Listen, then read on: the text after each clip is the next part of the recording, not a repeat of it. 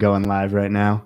Okay, you live? Welcome everyone to From the Ground Up podcast. Is this still called From the Ground Up podcast? Now we have the channel called Port City Pythons podcast, but I'm still calling it From the Ground Up. Oh, what do we God. do, Ryan?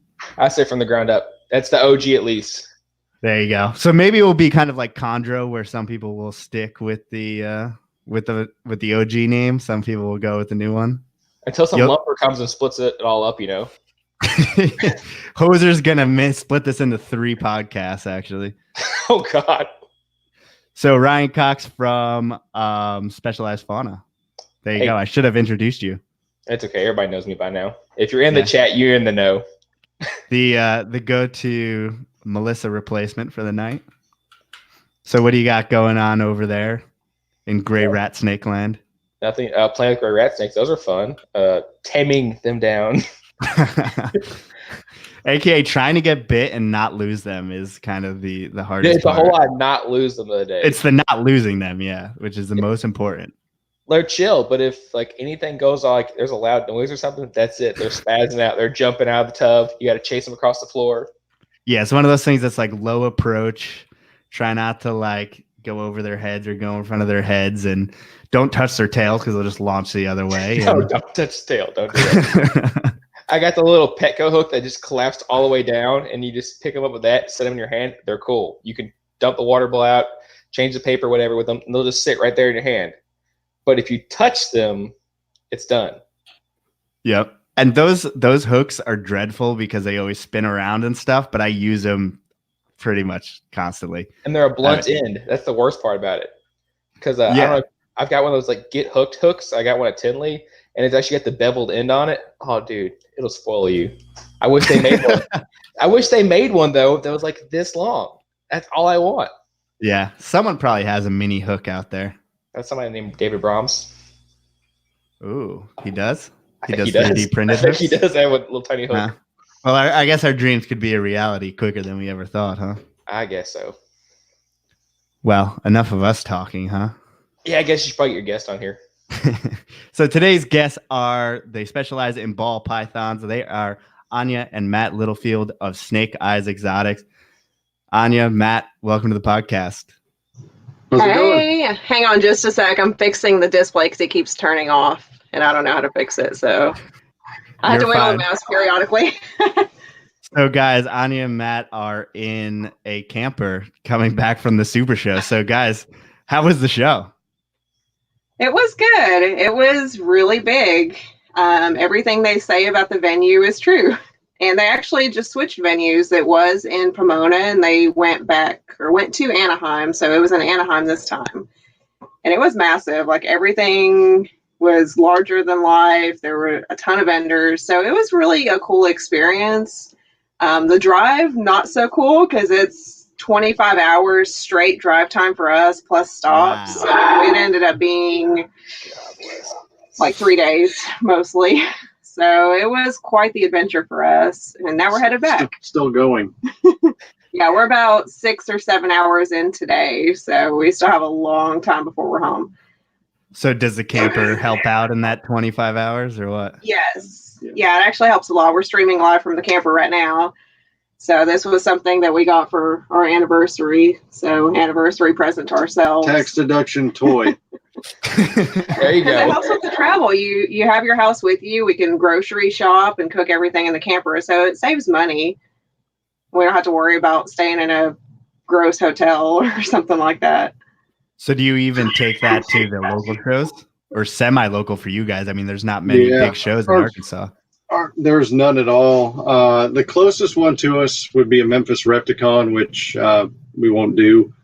So the nearest one that we attend is going to be your Arlington NARBC. And then other than that, typically Tinley, and then we do a few more of the herp shows down in Texas. And I guess in New Orleans too. Yeah. What is packing in a camper like for a snake show? Well, most of the stuff actually travels in the truck because we have a 3/4 ton pickup that we use to pull the camper. So most of the stuff rides in the back seat of that or in the bed. So at night, we just bring the animals in the camper with us because we have the gas or the propane heat. So everybody stays cozy at night. And then during the day, we just move them back in the truck and drive. So it's really not as crazy as one would think. And it's a little camper. It's only 20 feet or so. So it's not anything just really massive to worry about. Yeah, but it's set up for boondocking. It's, like I said, everything will pretty much run on propane, your fridge, your heat. I've got solar panels built in on the roof already. So, we've got 100% battery power, and that's just driving down the road. Oh, I bet that's nice. So it's pretty cool. We did a lot of research finding the right one we'd like to do. We're outdoor people anyway. So if we're not cleaning snake shit, we like to go, fish or hike and do all that stuff. So now we have kind of an excuse to stay out longer. And what's your show schedule typically like? How many shows a year are you guys at? We do 10. Yeah, typically around 10. We do all 4 NARBC shows. We do several of the Herps shows, and then we did the Super Show, and that's really about it. So I average about 10. But we're looking at a couple other ones. We're wanting to venture out a little bit more, hence the reason for California. We're just trying to get our names out there a little bit further and meet more people, and that just means a lot to actually get to shake somebody's hand that you've been talking to online for years. Yeah. And it seems like you do the Tinley stuff, it seems like the majority of the people that come in for that are East Coast. So the West Coast people just stay on the West Coast and do the Super Show or whatnot. So you send a lot of animals out there, you make a lot of contacts online, you finally get to put, face to the name, and it gives other people. I always look at every show as a marketing expense. You're not always going to go in there and be extremely profitable, but people are getting to see your animals and how you take care of them, how you display them. And that comes back on you in the long run. Other than that, all you're seeing is pictures or, we don't do the YouTube like we should. I like how you call it the YouTube. The YouTube. She's the. He's not really the marketing guy. That kind of falls on me. But yeah, YouTube always just falls to the wayside. Seems like we always want to do more videos, but then we get busy with animal maintenance or traveling or whatever else, and then at the end of the day, we like to have a little bit of downtime to go fishing or take the kids out to go do something. So, the YouTube just always seems to take the back burner. The YouTube. The YouTube. It's hard too. You have people that specialize in certain things. Like we did the podcast with Chris Eaton. That's his thing. I can't try to pick that up. Fix the computer again. Our specialty is animals. That's really maintenance and care and I do all the ultrasounding and most of the breeding and stuff like that. And then she's able to really hammer home on the customer service and making sure if we put an animal out there that everybody has the knowledge they need and tools they need to take care of it and be successful. So, that's our juggling act right there. And then as far as, trying to further that marketing and promotion, you've got this podcast and you're doing a hell of a job with it. Why would I come and try to improve anything else? There's already, you already have it established. Yeah. Yeah. And I think at the end of the day, as someone who breeds snakes, as well as I've tried to do YouTube and podcasts and all that stuff, it's quite frankly, eventually I'm going to fall off with YouTube or the podcast because the animals have to come first. And if they're not, that's certainly an issue. Yeah, definitely. So I have to ask about the Super Show. Is it as big as Tinley? What's the comparison there? Honestly, my honest comparison is I think the venue is big. It's really hard to compare square footage, but it's more, you can see all of the room, unlike Tinley where it kind of curves around. But I think if you were to compress the vendors like they are at Tinley, and I'm not saying it's tight by any means, but it can get a little elbow to elbow. Congested. Yeah, it can get a little congested whenever it's really busy at Tinley. And in comparison, the Super Show is more spread out. The aisles are a lot bigger, and I think that's great. But I think it gives it the appearance that it's bigger, and it may not necessarily be bigger. So it's hard to really say without looking at the facility, like the blueprints and stuff. But it just seems like Tinley is bigger overall. And you're looking at that's a new show and a new location for them or whatever. So that was the first time in Anaheim. So I don't know if it was different in Pomona or whatnot. I hate to judge it after just doing it once. But yeah, it was spread out. But the vendor, I guess, if you go to Tinley, you're looking at a lot of animal vendors. Up here, it was a lot. pythons. There was a lot more dry goods. So I don't know. It was a different show. Yeah. And I mean, I see that you guys also do like the herp shows and stuff like that. I mean, that's something to where, I mean, Sean does a great job of getting all the vendors, involved and being good to the vendors. And I think that we're seeing kind of more of a shift of people running their shows that way. And I mean, it's fun and I always like to hear about like what the space is, between vendors and stuff like that. Cause that's stuff that we care about and complain about when we're at shows every single day. And And I think that really just runs the gamut from being really spread out to really congested. We vended a little bit of each because we've had shows where there's 4 or 5 feet of space in between in the aisles and it's just too congested. So you have to find that happy balance. I think with the venue being as big as it was and it being a bigger venue, they did do a really good job of kind of spreading everything out evenly. So I think that was a big plus. There's plenty of room for people to walk around and interact. I was surprised because there were a lot of dry goods vendors. There were a lot of tanks and supplies and arts and crafts type of stuff. So it really wasn't just a super ball python heavy show. I mean, there were a fair share of ball python people too, but there were retic people and boa people and all sorts of stuff too. So I think there was a good selection. I was surprised. Very few colubrids though. Yeah, very few colubrids. I was surprised there weren't more animals, though, because typically the animals outweigh the dry goods, and it wasn't really the case here, in my opinion. Yeah, maybe lizards. Yeah, there were a lot of lizards. But people were walking around with plants and just little various containers of all sorts of stuff. So, I mean, I think overall there was a good selection, but there weren't as many animals as there usually are at a show. So... And I don't know if that's just the distance people are traveling or what the reason for that was. It could just be time of year or what people have. It's kind of a tough time of year in between seasons. So yeah, I mean, you're only a week and a half after Christmas too. So it's kind of it's an interesting time for a show because most people are in between Christmas and tax time where none of us have any money. So it's kind of that interesting time to put on a reptile show where people just aren't spending a massive amount of money.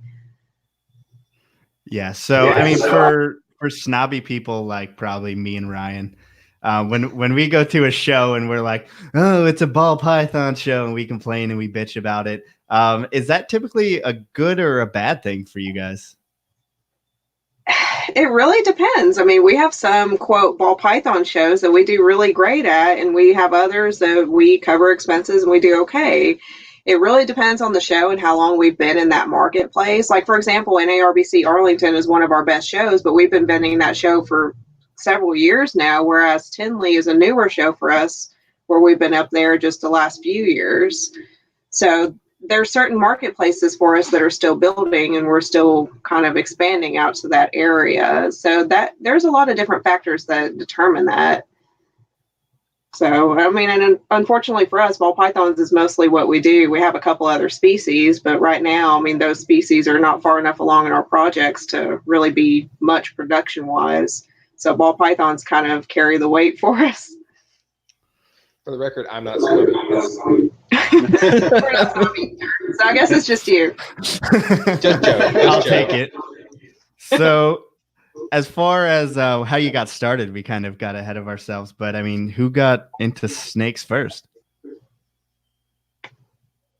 And was there a convincing process there? How'd this go? Well, whenever we met, we both went through a divorce. So whenever we met, we were both a little salty and like, oh, we're not doing this again. And we're just friends for a while. And then stuff happens. She wore me down. Stuff happens and we started dating and then the rest is history. But yeah, I mean, I've done the snakes for about 13 years now and we've been together for a little over 4, almost 5. So it's been a fun process. I mean, he wasn't really into snakes whenever we met, but I mean, really didn't have much of a choice. I never would have thought of it. I mean, she had a pretty decent collection at the time we got together, but that was just kind of her thing and never had them as a kid. I mean, I raised everything else. If you could eat it, I grew it and, dogs, cats, all that other stuff, but never reptiles. And slowly over time, I started, figuring them figuring them out basically while she was gone. You know, I didn't want to be a giant puss in front of her. So wait till, you know, she's at work and then get them out and play with them a little bit and figure them out. And Hey, you never told me that. Well, that's what I try to tell people at the shows too that are scared about it. You know, with a dog, you know, hair goes up on its ass, you know, it's pissed off. You know, snakes are the same way. You just have to figure out what those ticks are. And then once I started getting interested in the genetic side of it is really when we kind of took it to the next level as far as numbers and investment. Well, it kind of got put in your lap because I got called up to go on deployment back in 2017, and I had 9 days notice to pack up all my shit and leave. So it was one of those phone calls where I'm like, hey, babe, I'm looking at leaving and it's going to be all you. So he's like, cool. So he really didn't have much of a choice after that. He got the hang of it really quick, kind of by necessity. Well, and at that point, too, I mean, it was really, we were spending 40 or 50 hours a week on it when you left. Yeah. I mean, it was a full-time, part-time business at that point. And so we were still both working full-time jobs. So that's all I did. I went to work, came home, cleaned animals. We did a lot of Google Drive on that stuff. I'd ultrasound, upload stuff on Google Drive.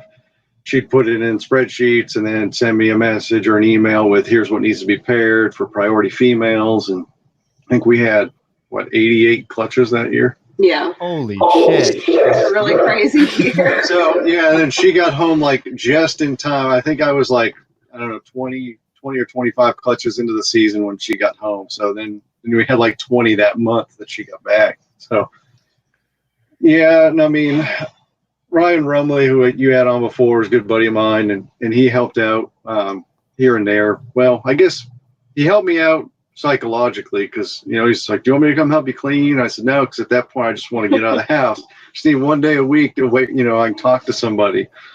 So I never thought Ryan would help anyone with their psychology, but I'm glad. Well, oh, shit. He's good. He's good to make fun of and drink beer with. So. They're equally twisted. There you go. So it seems like, I mean, obviously Anya's been doing this for 13 years or so, but you guys have really brought it to the next level as of late. I mean, was it taking that trajectory or was Matt a help in that?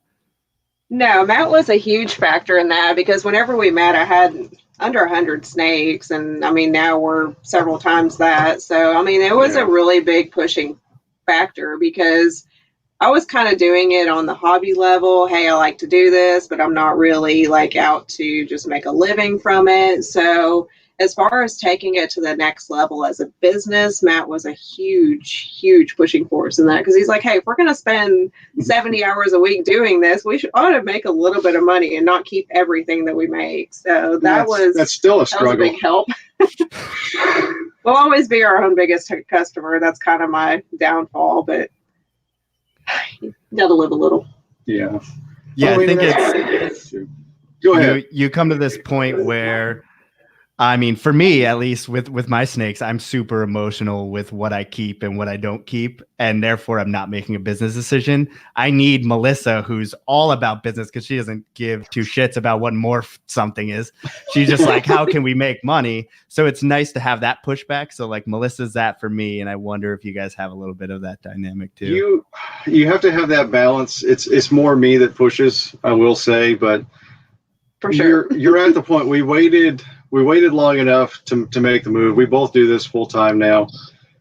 And we've never been in the position where I have to sell an animal that I absolutely love in order to make a mortgage payment. And I think that's the trouble. Everybody comes into this and thinks, I'm going to buy 30 female breeders and I'm going to be able to make a living. You really have to build up to it. Can it be done? Yes, not with 30. I mean, you have to have some quantity there to be able to improve your stock and still have enough to supply other people that are interested in those projects. So it's really, there's a lot of work. I mean, we were probably doing 100 hours a week each for a long time before we said, okay, there's enough here for us to do this. And we've set up our life so we live pretty frugally as it is. I mean, our bills, especially after being in California, Arkansas, living is extremely cheap. So we're fortunate on that. I bought property when I was younger too, so we've got some rental income. We've got affordable health care through the military with her. So, I mean, nowadays, you have to have some type of health insurance. And it really worked out for us, but it just took us a while to get here to where we felt comfortable enough that we're still going to be able to eat at the end of the day if we go a month and a half without making a sale. So, yeah. I think it's important to ask just because I see a lot out there as far as the ball python market goes. There, it seems like a lot of this, like buy the hottest morph. All you got to do is breed like 10 of them to get your money back and you'll be rich, blah, blah, blah. But it seems like you guys have a very easy, balanced approach. And I mean, how can someone start? And you guys obviously weren't working on Wall Street, spending $50,000 on one snake. So, I mean, how does a normal human being with normal income start a business like that? I mean, really, it takes time more than anything. I see so many people want to just buy up a bunch of adults and all of a sudden they're breeding, but you have to build up the fundamentals. You have to learn the animals, you have to learn how they tick and learn how to properly take care of them. It's not something you can really, most people can't dive in head first and be entirely successful. There's going to be bumps along the road for anybody, just like there have been a lot of bumps for us. Don't get me wrong. But we started off really slow. I mean, we started off with just basic incomplete dominant genetics and added recessives. I mean, adding recessives, I think, is the number one biggest move that has been most beneficial to us overall.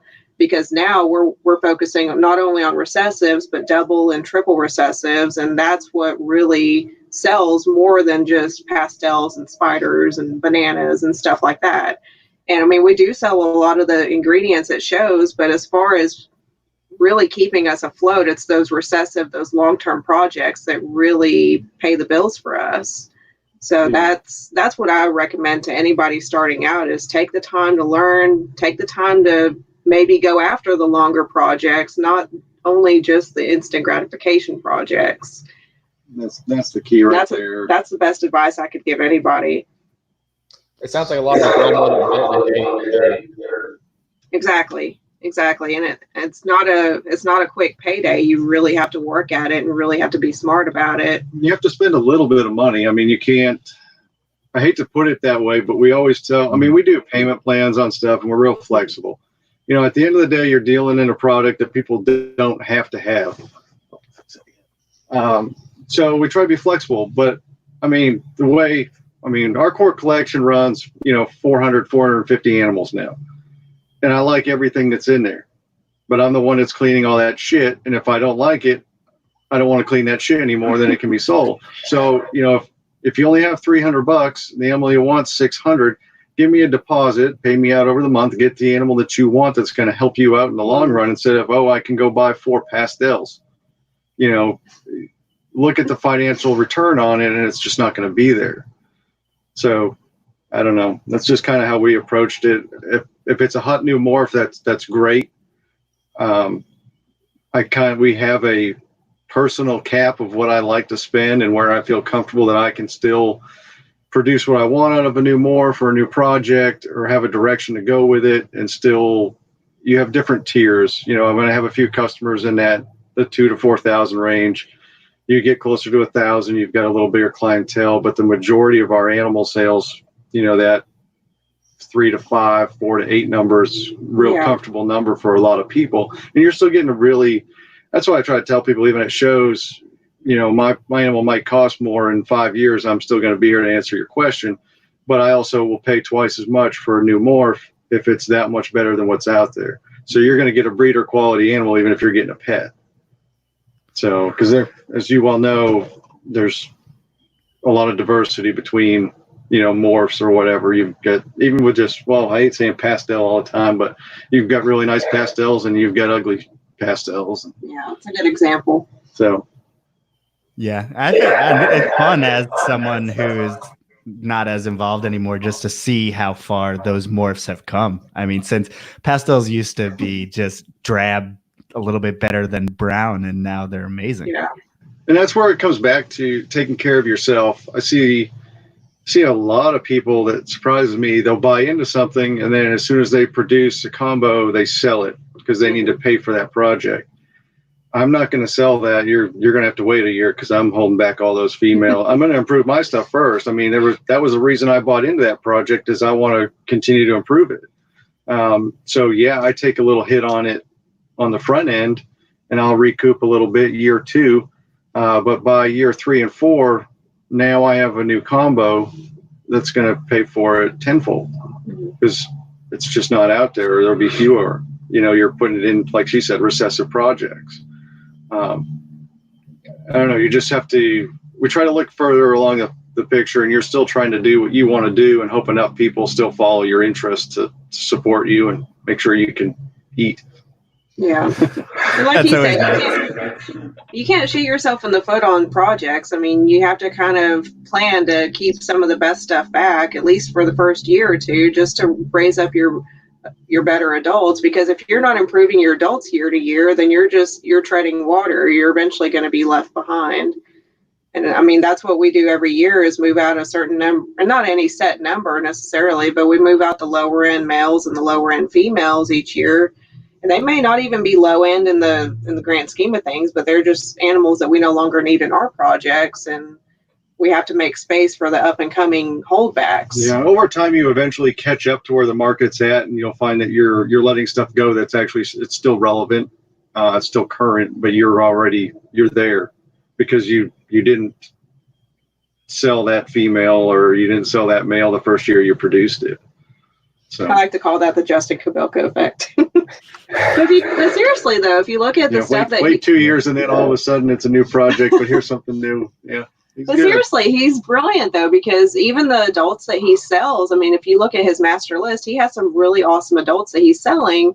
But then if you look at the stuff that he's working on, it's completely next level. So I think that's kind of the point, or that's the end goal. That's where we're trying to go, because I mean, we're not sitting on triple visual females at this point. I mean, we still have a ways to go to get there, but I mean, you have to work towards a goal, and that frankly is our goal, to be able to sell the stuff that people are still after. So sell anything. Yeah.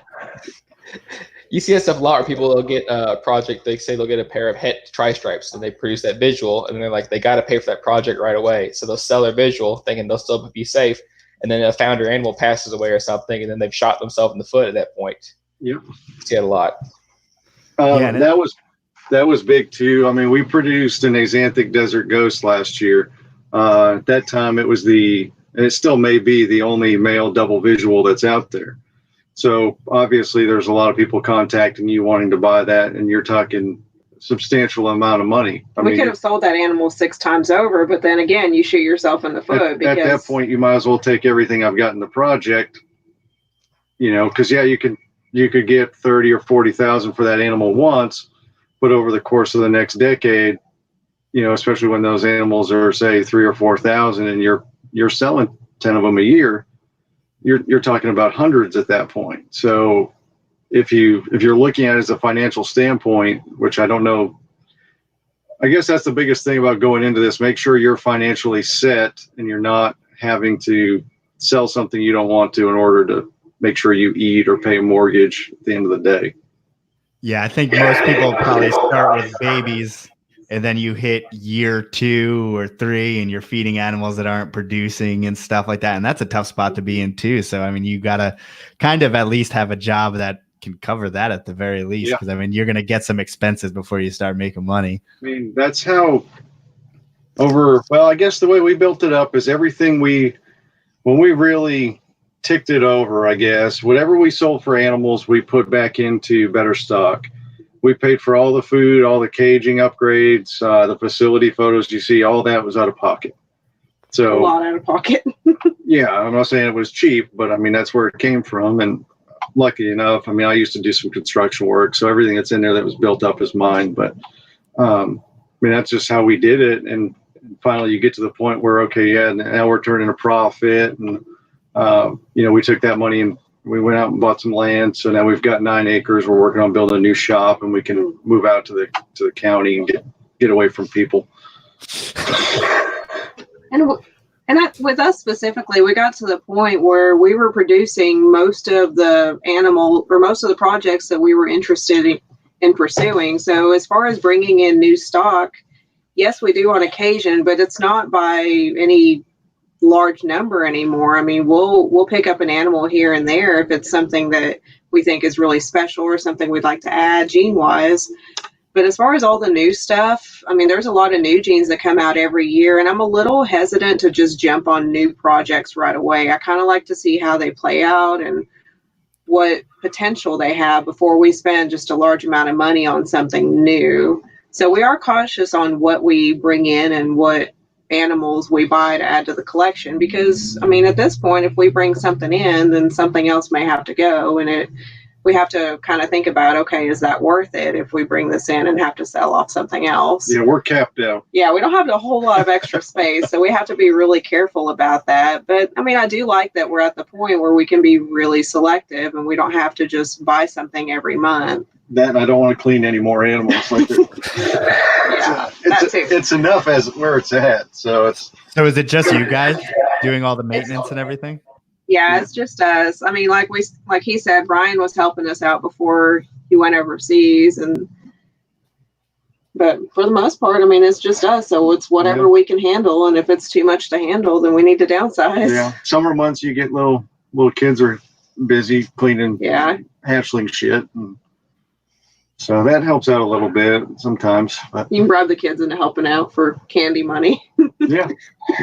Well, that's what they say. Do I get paid for this? And no, you get fed. So is that something as far as going forward in the future? I mean, you said you don't really want to go much bigger, but do you think eventually you get to that point where maybe you want to expand or get employees or? Honestly, no. I like having it at the level where we are, and actually I'd like to kind of go in the opposite direction where we trim a couple projects and really focus on the projects that we really like.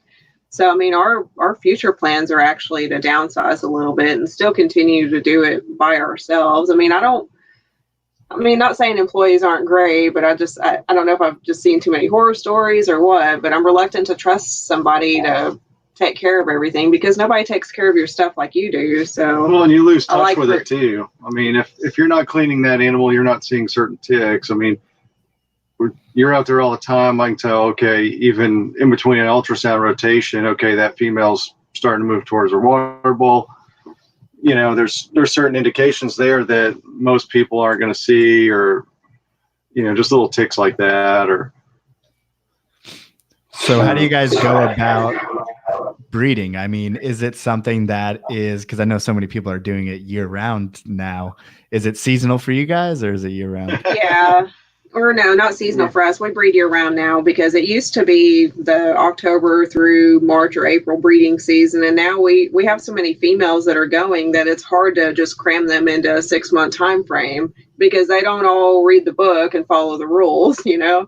So now, I mean, because this year we're breeding around 170 females. So, I mean, we have eggs in the incubator right now. We have females that are ovulating, females that are getting ready to lay eggs. I mean, we have them on every step of the way right now, and it lasts pretty much year round. Now, during the summertime, that's when it gets a little bit easier for us as far as the breeding because we're not really pairing just a whole lot. You still have the residual females that are laying eggs, but it does slow down a little bit during the summer months. You're just hatching all kinds of shit out and sending out hatchlings. Summer is our busy time with the babies and the kids and stuff. So it just, I don't know, it comes in waves, it comes in seasons still, but as far as breeding season itself, it's year round. It's hard to not get to that point.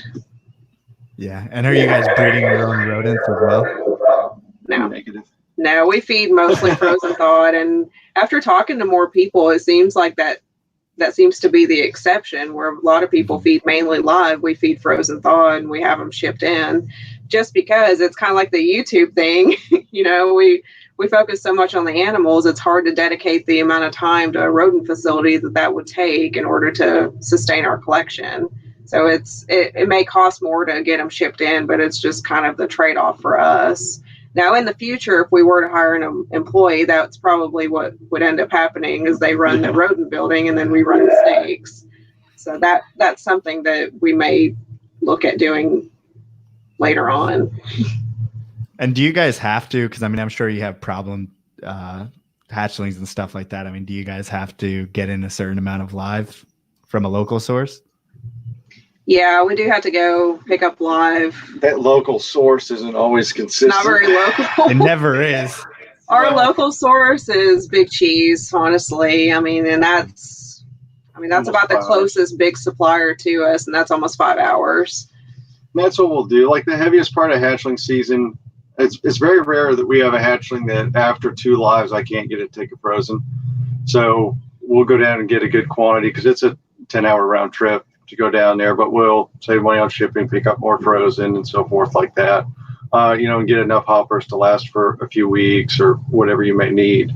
But I mean, I'd still say 95% of our hatchlings we get to start on frozen thawed. So, for some people, they say, oh, I can never do that. It takes too long, this or that. The hatchlings, yes, they take a little longer. It's not horrendous. The core collection, what do we feed off? Probably, 300, 350 rats. I guess when we do rat day and between the two of us, it's like 2 hours. Yeah. If that. And then we feed off just as many mice. And we split it up. We have rat day and then we have mouse day. So it's kind of self-explanatory. All the big stuff eats on one day and then we feed the hatchlings on a different day. And that's our way to kind of split it in half and make it not such a crazy evening. Yeah, because I know I posted a video at some point on there, which kind of semi-frowned upon. It's not for anything like that. I just set the phone on top of, we run ARS for Freedom Breeder Rack. So I set it up on like one of the top shelves, and I think I fed off like 10 rats in under, a minute 10 or 2 minutes or something like that, just to say, hey, it can be done. I mean, they pound it. I go in there with a hook and tongs and hit it and done. Yeah, there's hardly any hesitation with most of them. I mean, if they're in shed or something, they may turn it down, but I mean, they eat just as well as they would on live. So it's a matter of preference. It's a matter of, okay, well, where do you want the difficulty to be? It's not that hard to set them out and warm them up for us. Also, I feel like it gives you gives the customer a better animal as far as your animals that are going to be under $500. I mean, most of those people aren't going to have rodents at home readily available. So it's easy to be able to say, it's on frozen thawed. And it really depends on the customer. I mean, a lot of our customers do appreciate the fact that they do take frozen thawed. Like the screen went off again. We have some customers that will buy them and start feeding them live right away, and that's okay. It's their prerogative. But I think for the majority of our customers, it is a huge convenience that they will take frozen thawed, and they can not make weekly trips to the pet store to sit on live rodents. Yeah, and it helps with the overseas shipments too. Mm-hmm. Yeah, because shipping to Europe, I don't know if it's a law there, or I know they really don't feed a whole lot of live there, so that does help in that respect too. Yeah, I believe it's illegal in the UK to feed off live. Is that right, Ryan? You might know. Yeah, it is. It's not illegal, but it's like you have to go through everything you can before you go to a live feeding. Because I talked to a lot of the retic keepers, and they mentioned how they'll have to go through and do all the rat and then scenting with the chicken or whatever. It'll be like a matter of life or death. Yeah, that's exactly. It's like the last scenario is to be live feeding. Yeah, exactly. Wow. Well, that sucks for ball python breeders over there. But do you guys, though, have any other tricks to get them on? Because you guys have super success getting them on frozen thawed. I mean, do you have any little tricks? Really, the way we have things set up is we feed the hatchlings mice starting out. And I know a lot of people will run away from that. They're like, oh, no, don't feed them mice. They're going to get stuck. I mean, I disagree wholeheartedly because all of our switch over. We've only ever had maybe 2 animals that gave us a little bit of a hard time switching. But even then, you can scent the rats with mice and they switch right off. They just want that little bit of mouse smell on there. So really starting with mice is a big thing, I think, because mice just have that smell that they love so much. We don't feed ASFs at all. I know a lot of people do. A lot of people that we talk to raise ASFs. But yeah, just mice and rats. And we feed mice up until they're about 350 grams, and then we'll switch them over to weaned rats, and they eat rats from there. And again, for the couple that don't want to switch over, we just rub the mouse bud on the rat head, and they seem to take it. And after a couple feedings that way, they switch over to rats, no problem. So we've seen a lot of success that way, and that's what works for us. Yeah, and the same. I mean, even then, if you have a few few tougher ones. You go in with a real small mouse, let them get one meal, and then come back with a rat pup or whatever else you've got, and it's still a smaller meal, and they're in that feed mode, still hungry, and they'll normally take it. And that's typically, once, maybe twice, and that's enough for them to realize that meal still tastes good too, and continue on. So when it comes to having like a big collection like you guys do, well, I guess it's probably moderate for maybe giant commercial breeders, but I mean, how much are you selling online? How much are you selling at shows? And do you kind of have preference between those two? Honestly, most of our sales are online. We list our stuff, not so much anymore on Facebook because they've cracked down on a whole lot of that. I mean, we do post occasional lists on our Facebook page and our Instagram, but most of our sales are through Morph Market. I'd like to get a little bit more active in the forums, but again, that comes down to time.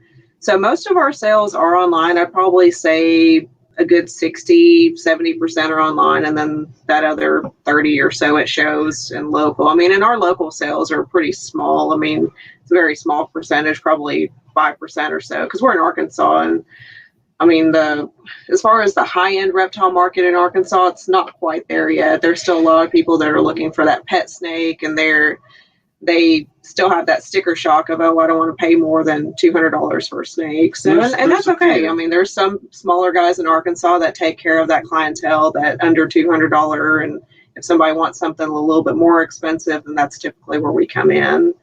But there are a couple of us in Arkansas, KDF Reptiles, Kevin and Monique Fink, check them out. They're a good friend of ours. So between us and them, I mean, we're probably the two bigger people in Arkansas. And then there's some up and coming guys that are getting their stuff set up. Yeah, I think what's kind of funny is that with ball pythons, maybe that level is like $200. For us, it's like $75, and you got to convince someone that like $75 isn't too much for a snake. So that's just a little glimpse from the other side. Yeah, I mean, that's the biggest thing is when you start looking at animals that are $100 or $125 or even under that.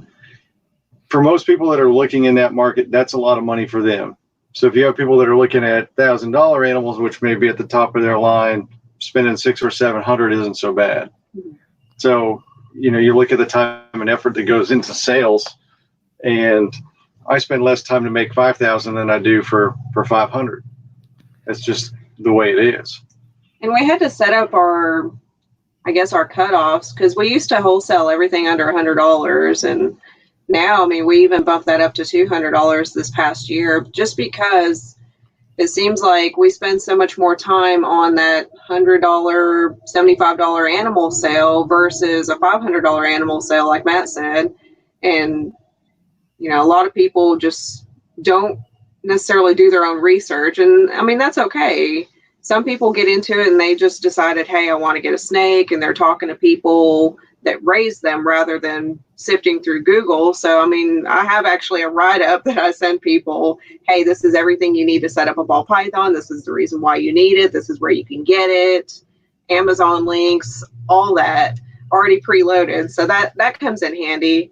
But I mean, you have to get to the point where you decide, how do you want to budget your time? Either you're spending most of your time on those $200 and under sales versus spending the same amount of time on the 200 and above sales. And that's kind of the point we're at. We're putting more focus on our higher end animals at this point, and wholesaling the lower end animals, just because we don't have an infinite amount of time. And it's not that we don't value those customers. It's just, we have to budget our time accordingly. We can't sell everything and still have any time to have with our kids, to live. You have to find that balance. It all comes down to balance. And right now, that $200 mark has made a big difference too, because at that point you're getting a little more serious clientele, I guess is kind of the way to put it. That they come in, they know that's what they're going to have to spend, at least, if they're looking at the website or whatever.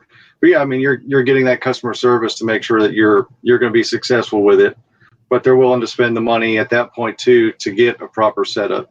You get somebody that's only got $50 or $75, that means they don't have the $100 for whatever it may take to get their setup appropriate or make sure they can get food. So I mean, it actually, I don't know, I'm okay with it. At the end of the day, it's not like a big greed thing. It's more you're making sure that animal's going to have a good home too. Yeah. So. Because typically people that are willing to spend a little bit more on an animal are willing to spend a little bit more on the setup and get the proper setup rather than just throw it in whatever tank they have available at home. So, I mean, that is a big factor too. Yeah, and anyone who's spending, high amounts of money on a snake probably has kept one before, I'm assuming. Most times, but you'd be surprised. We've seen some people that just want a nice pet, almost like a designer dog. Some people are willing to spend $2,000 on a fancy dog, and they don't have any plans on breeding it. They're not going to show it. They're not going to do anything with it, but have a nice pet. And there's a lot of people that get into ball pythons that just want a nice, pretty pet. They want a display animal or something to talk about with their friends, and there's definitely a very big niche for that. Yeah, we've got a few pet animals out there on Instagram or whatever they share around. So we actually have one of our babies that we sold a few years ago. I think he sold it up in Kansas City, and the lady started an Instagram page for it. It's called Petey Python, and I think it's the cutest thing. So if you guys want to check that out, it's Petey the ball python. So I mean, it was cool. I mean, they came in, and it was the same thing. And I wish more people would do that. Is take the time. This is the one I want, and it didn't matter what it costs or what it was. I mean, it was like a pied head albino, and this is a few years back, so it wasn't. I mean, it'd be a great breeder male, but they had no desire for it. That's the one they liked. You see that a lot. The albino pied project is good for if you're going to have one animal. I mean, you're spending $700, $800, $900 on them right now, depending if you're getting male or female. But you've got, if I'm going to have one animal that I'm going to show off to friends that come by, that's pretty badass. I mean, you're looking at a double recessive project that, still cool to me. Yeah. Oh, for sure. When it comes Sounds like demons are screaming when we both talk at the same time. But go ahead, Ryan. I was about to say, just nothing beats this for somebody who wants a pet ball python. I mean, even when I was younger, I mean, a pied, a blue-eyed leucistic, or a super fire. I mean, those are standout pet snakes you could have. So I could definitely see why people would flock to that kind of stuff. And the bells are still huge. Everybody asks for them, and we don't produce them. Yeah, every single show, people ask, "Hey, do you have leucistics?" And we don't ever try to produce them because most of our leucistic maker animals are clowns or het clowns. So if we're making leucistics, they're probably going to be clowns too. And you can't get your value back out of that if you can't see what they are behind the leucistic. Yeah, so you're breeding $6,000 worth of animals to sell $300 snakes. Yeah. So we're past that point in our collection where we're making leucistics. And I mean, I've thought about just getting a couple animals just to make leucistics because they're great. We could sell out at every show. It's never been I guess if there was a business plan, that's never been it.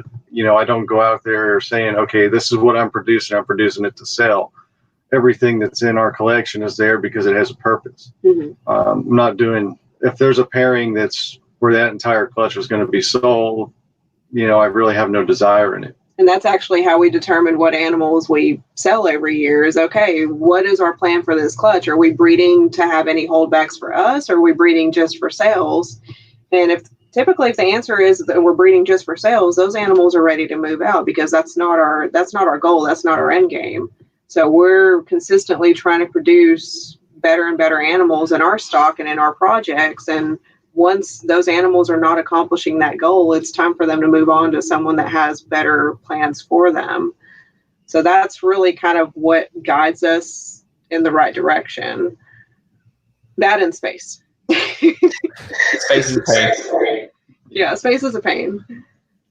But it seems like you guys are into a bunch of different diverse projects and everything. And I mean, the blue-eyed leucistic is beautiful, but it's, I'm sure, a dead end if you're trying to, do what you guys are doing and further genetic products and make new things. Yeah, I mean, our biggest projects right now are all double recessive projects, and we're working on a couple different triple recessives too, but I get that's kind of a long shot. That's more for fun for us, but our meat and potatoes is double recessive projects, and that's where our emphasis has and will always be, at least for the foreseeable future. Yeah. So when you say recessive, what exactly are you guys working with? We work with clown really heavy, pied, Hypo, Puzzle, Desert Ghost. Those are probably our cornerstone projects. And then we have a little bit of VPI, Xanthic, Ultramel. I'm trying to think what else we have.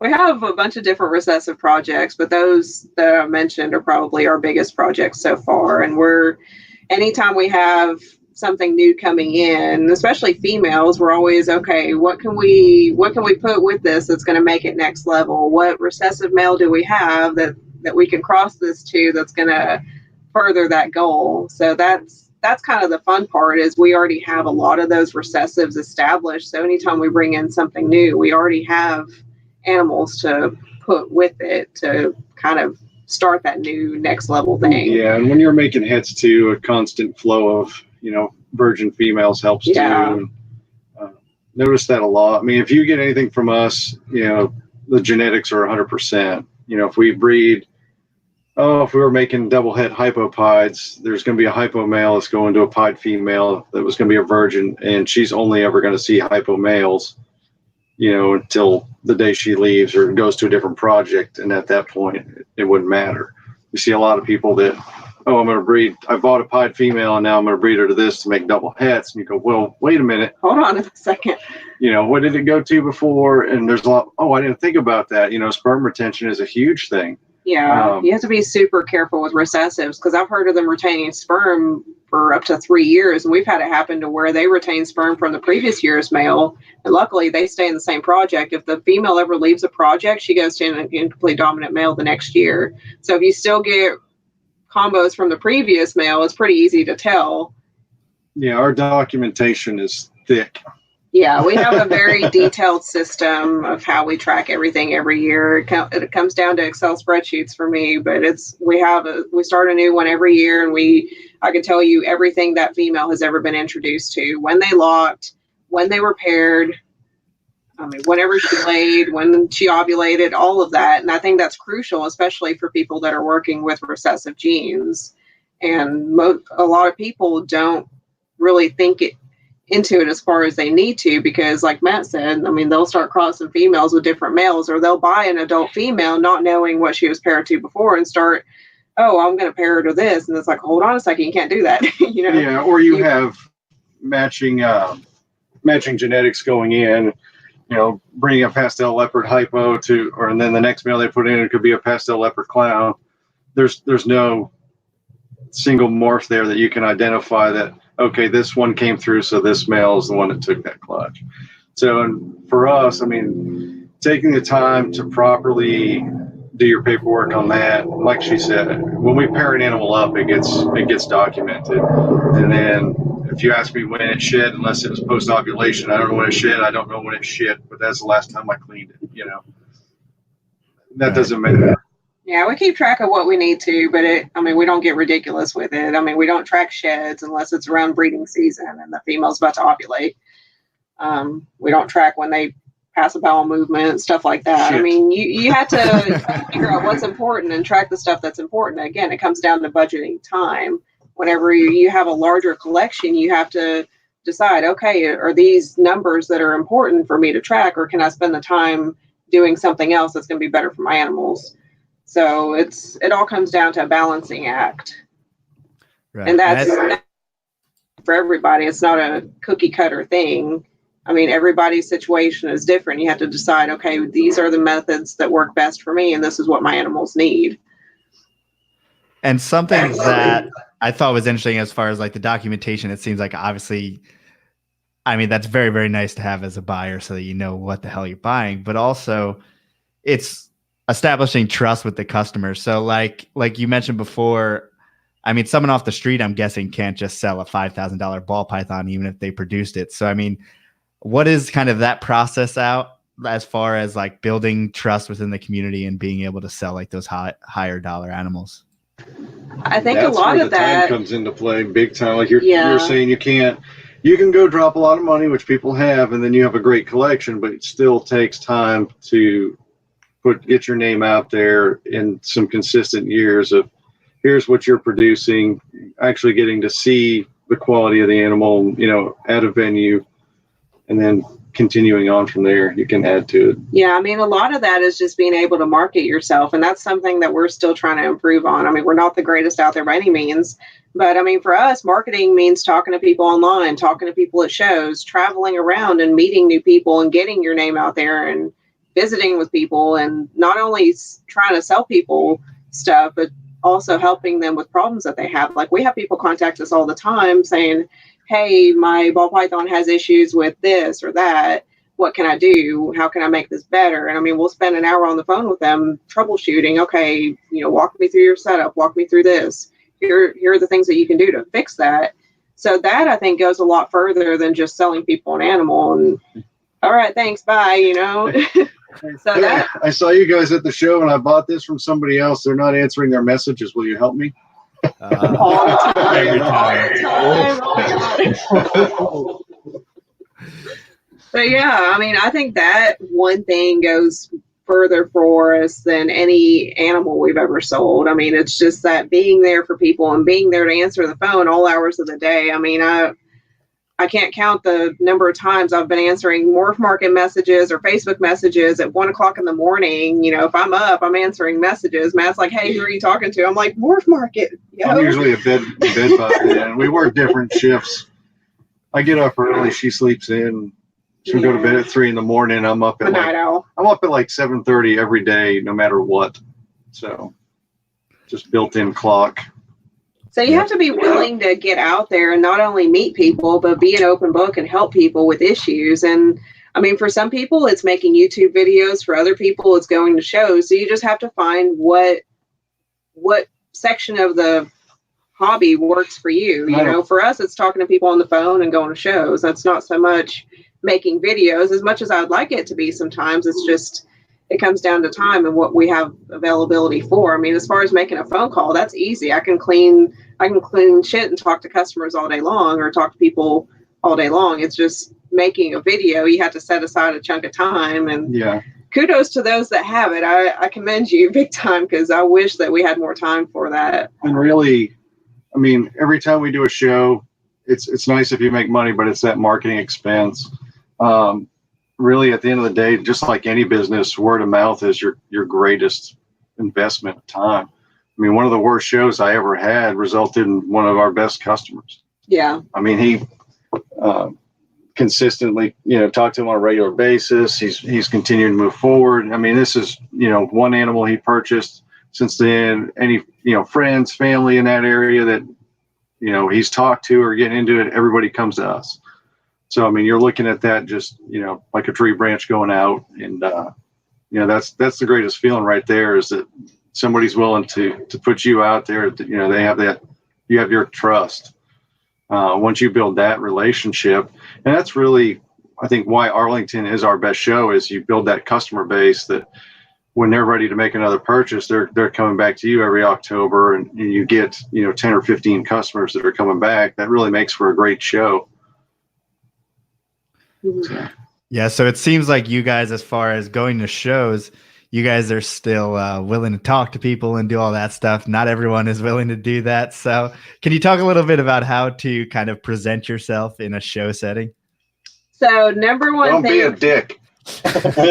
That's what she tells me. I have to remind them, because it comes naturally. But really, first thing for a show is have a nice, clean setup. I cannot emphasize that enough, because so many people are just like, okay, well, I'm going to throw it in a deli cup and everything's going to be great. But then, if you don't put the effort into your show presentation, it kind of, you don't come across like you put in the effort at home. Like, and my biggest example is, if you have animals with stuck shed at a show, what does that mean for what your animals look like at home? And I see that so often with people. I'm not even going to name any names, but people at shows have animals that just look terrible, or they have stuck shed, or they haven't eaten, like they just hatched. Why bring that to a show? Why is that the product that you want to give to your customers? Yeah. Because it's almost asking for issues. Well, we had a few people this show too that came by, and they purchased one at a show and it died because it had never eaten. So we're lucky enough that they still made a purchase and stuff like that, so they weren't completely thrown off by it, but that's not going to help the industry. No. If you're not out there people don't realize that it's a big pyramid at the end of the day. You know, if you don't have more people coming in, we can't continue to produce the amount of animals that we are. And a lot of that not only comes down to vendors, but comes down to promoters. Sean and Lori are wonderful. Like, they are some of the best about coming around, talking to their vendors. Like, we were talking about that on the ride back. I mean, they always come around. They always check on you. Hey, how are you guys doing? How are sales? Like, they're wonderful about that, but they also check on the quality of animals. So there's what I'm looking for. There's a quality control. Yeah. So they're real big on animal care at the show. But yeah, I mean, at the end of the day, you know, they don't care about who came through the door. They care about who went back out that door with an animal or a product, whatever you were selling. Because if it's not financially lucrative for you to be there, then they're going to get rid of that show. Yeah. And that's really what separates them out. It's not about his pocket. It's about yours. And they really, to say that they treat everybody like family is really, I guess that's an understatement, because most people treat their family like shit. Yeah, I love them. They're great. I can't say enough good things about their shows. I mean, you feel like a big family. But I mean, again, that goes back to having quality stuff at the shows and having a clean setup. I mean, there's nothing wrong with deli cups, but if you have the money to invest in a nice setup, that just goes so far, because we have so many people that come by and they're like, hey, we love your acrylics. Everything's nice and clean. Everything's taken care of. Everything's well lit. I mean, that's the kind of stuff that we hear time and time again at the shows. And that's the kind of stuff that we continue. And even for the California show, we talked about this weekend, because it would have been so much easier to fly our stuff over in deli cups and set up a table with deli cups and just have a couple lights. But that's not the appearance that we want to have for us. Yeah, and it's different too. I mean, you guys deal with colubrid stuff. So, I mean, that works in a deli container, because they're a pain in the ass if you're going to try to get a little milk snake out or something. Yeah. Oh shit. Yeah, there's some stuff that probably wouldn't work so well in acrylics, but for ball pythons, I mean, they do great in acrylics. And I mean, a lot of people just don't take the time to have a nice, clean display. I mean, you can't have stuff on your table with stuck shed or just sitting in its own fecal matter all the entire show and hope that people are going to think that you're, taking care of your stuff right. I mean, appearance is everything. So that's the number one tip. And really for us, I mean, talking to everybody, I mean, even people that come by the table that you don't think are going to buy an animal, like, you would be really surprised. We've had people buy animals I never would have thought would buy an animal, but it comes down to cash. Yeah, and pull out cash.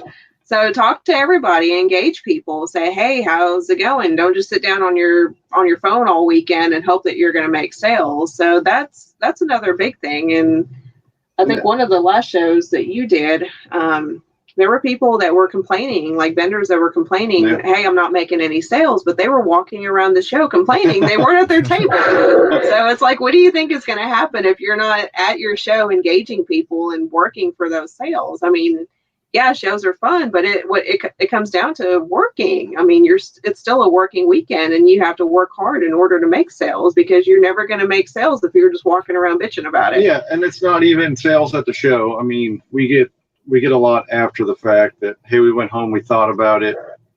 I'll pay to have this shipped in. Yeah. Or I want this one here. And we'll do, a lot of times we'll do payment plans at a show and then ship it in when it's paid off. We did one in New Orleans for a guy that wanted it for a Christmas present. So yeah, give me a deposit. I'll feed it for the next, whatever it was, 6 weeks or whatnot. And, it's going to a good home. So we're really flexible on get the animal that you want. Yeah, I mean, payment plans are a wonderful thing. I mean, and we have terms in place. I mean, we have terms on our Facebook page. We have terms on our Morph Market and our website. And those are in order to protect us and our buyer. And I mean, people can read through those and see exactly what we expect from them. And really, we've been very fortunate with payment plans where people typically follow the timeline that they put in place. I mean, because within reason, we're not going out 18 months and here's your breeder female. Yeah, I mean, as long as it's reasonable and people communicate with us, I mean, we've had very good luck with that. Yeah, so I was just curious because payment plans, I mean, is obviously something that people are usually pretty scared of. So I just pulled up straight up what you have on your website. There you go. Yeah, so if you guys are interested, I mean, check out their website, which is going to be snakeeyesexotics.com. And I mean, is this something that would you feel okay if people kind of based how they do their payment plans off of this? Because I may do that, to be honest. Yeah, I mean, it's served us well. It covers we feel like we've covered every end that protects us and the buyer. Yeah. So, I mean, it's cut and dry. Yes, certain situations always arise. You know, at the end of the day, you need to keep your power on over getting a new animal. But yeah, I mean, we've had people had emergencies come up. Yeah. So, I mean, you have to be flexible. You can't be so rigid that you just don't treat people right. I mean, everybody has family emergencies, and we get that. So it's not set in stone. But, I mean, we do expect people to stick to things that they put in place. You know, Yeah. It's not a contract by any means, but that's respect goes a long way. Well, that's where you get the non-refundable deposit in advance, over the course of that 60 days. Am I making any extra money? No, because sometimes you're looking at animals that may depreciate over that time, and I'm putting food into it, and, I'm not marketing it. Now I have to market it again, updated pictures.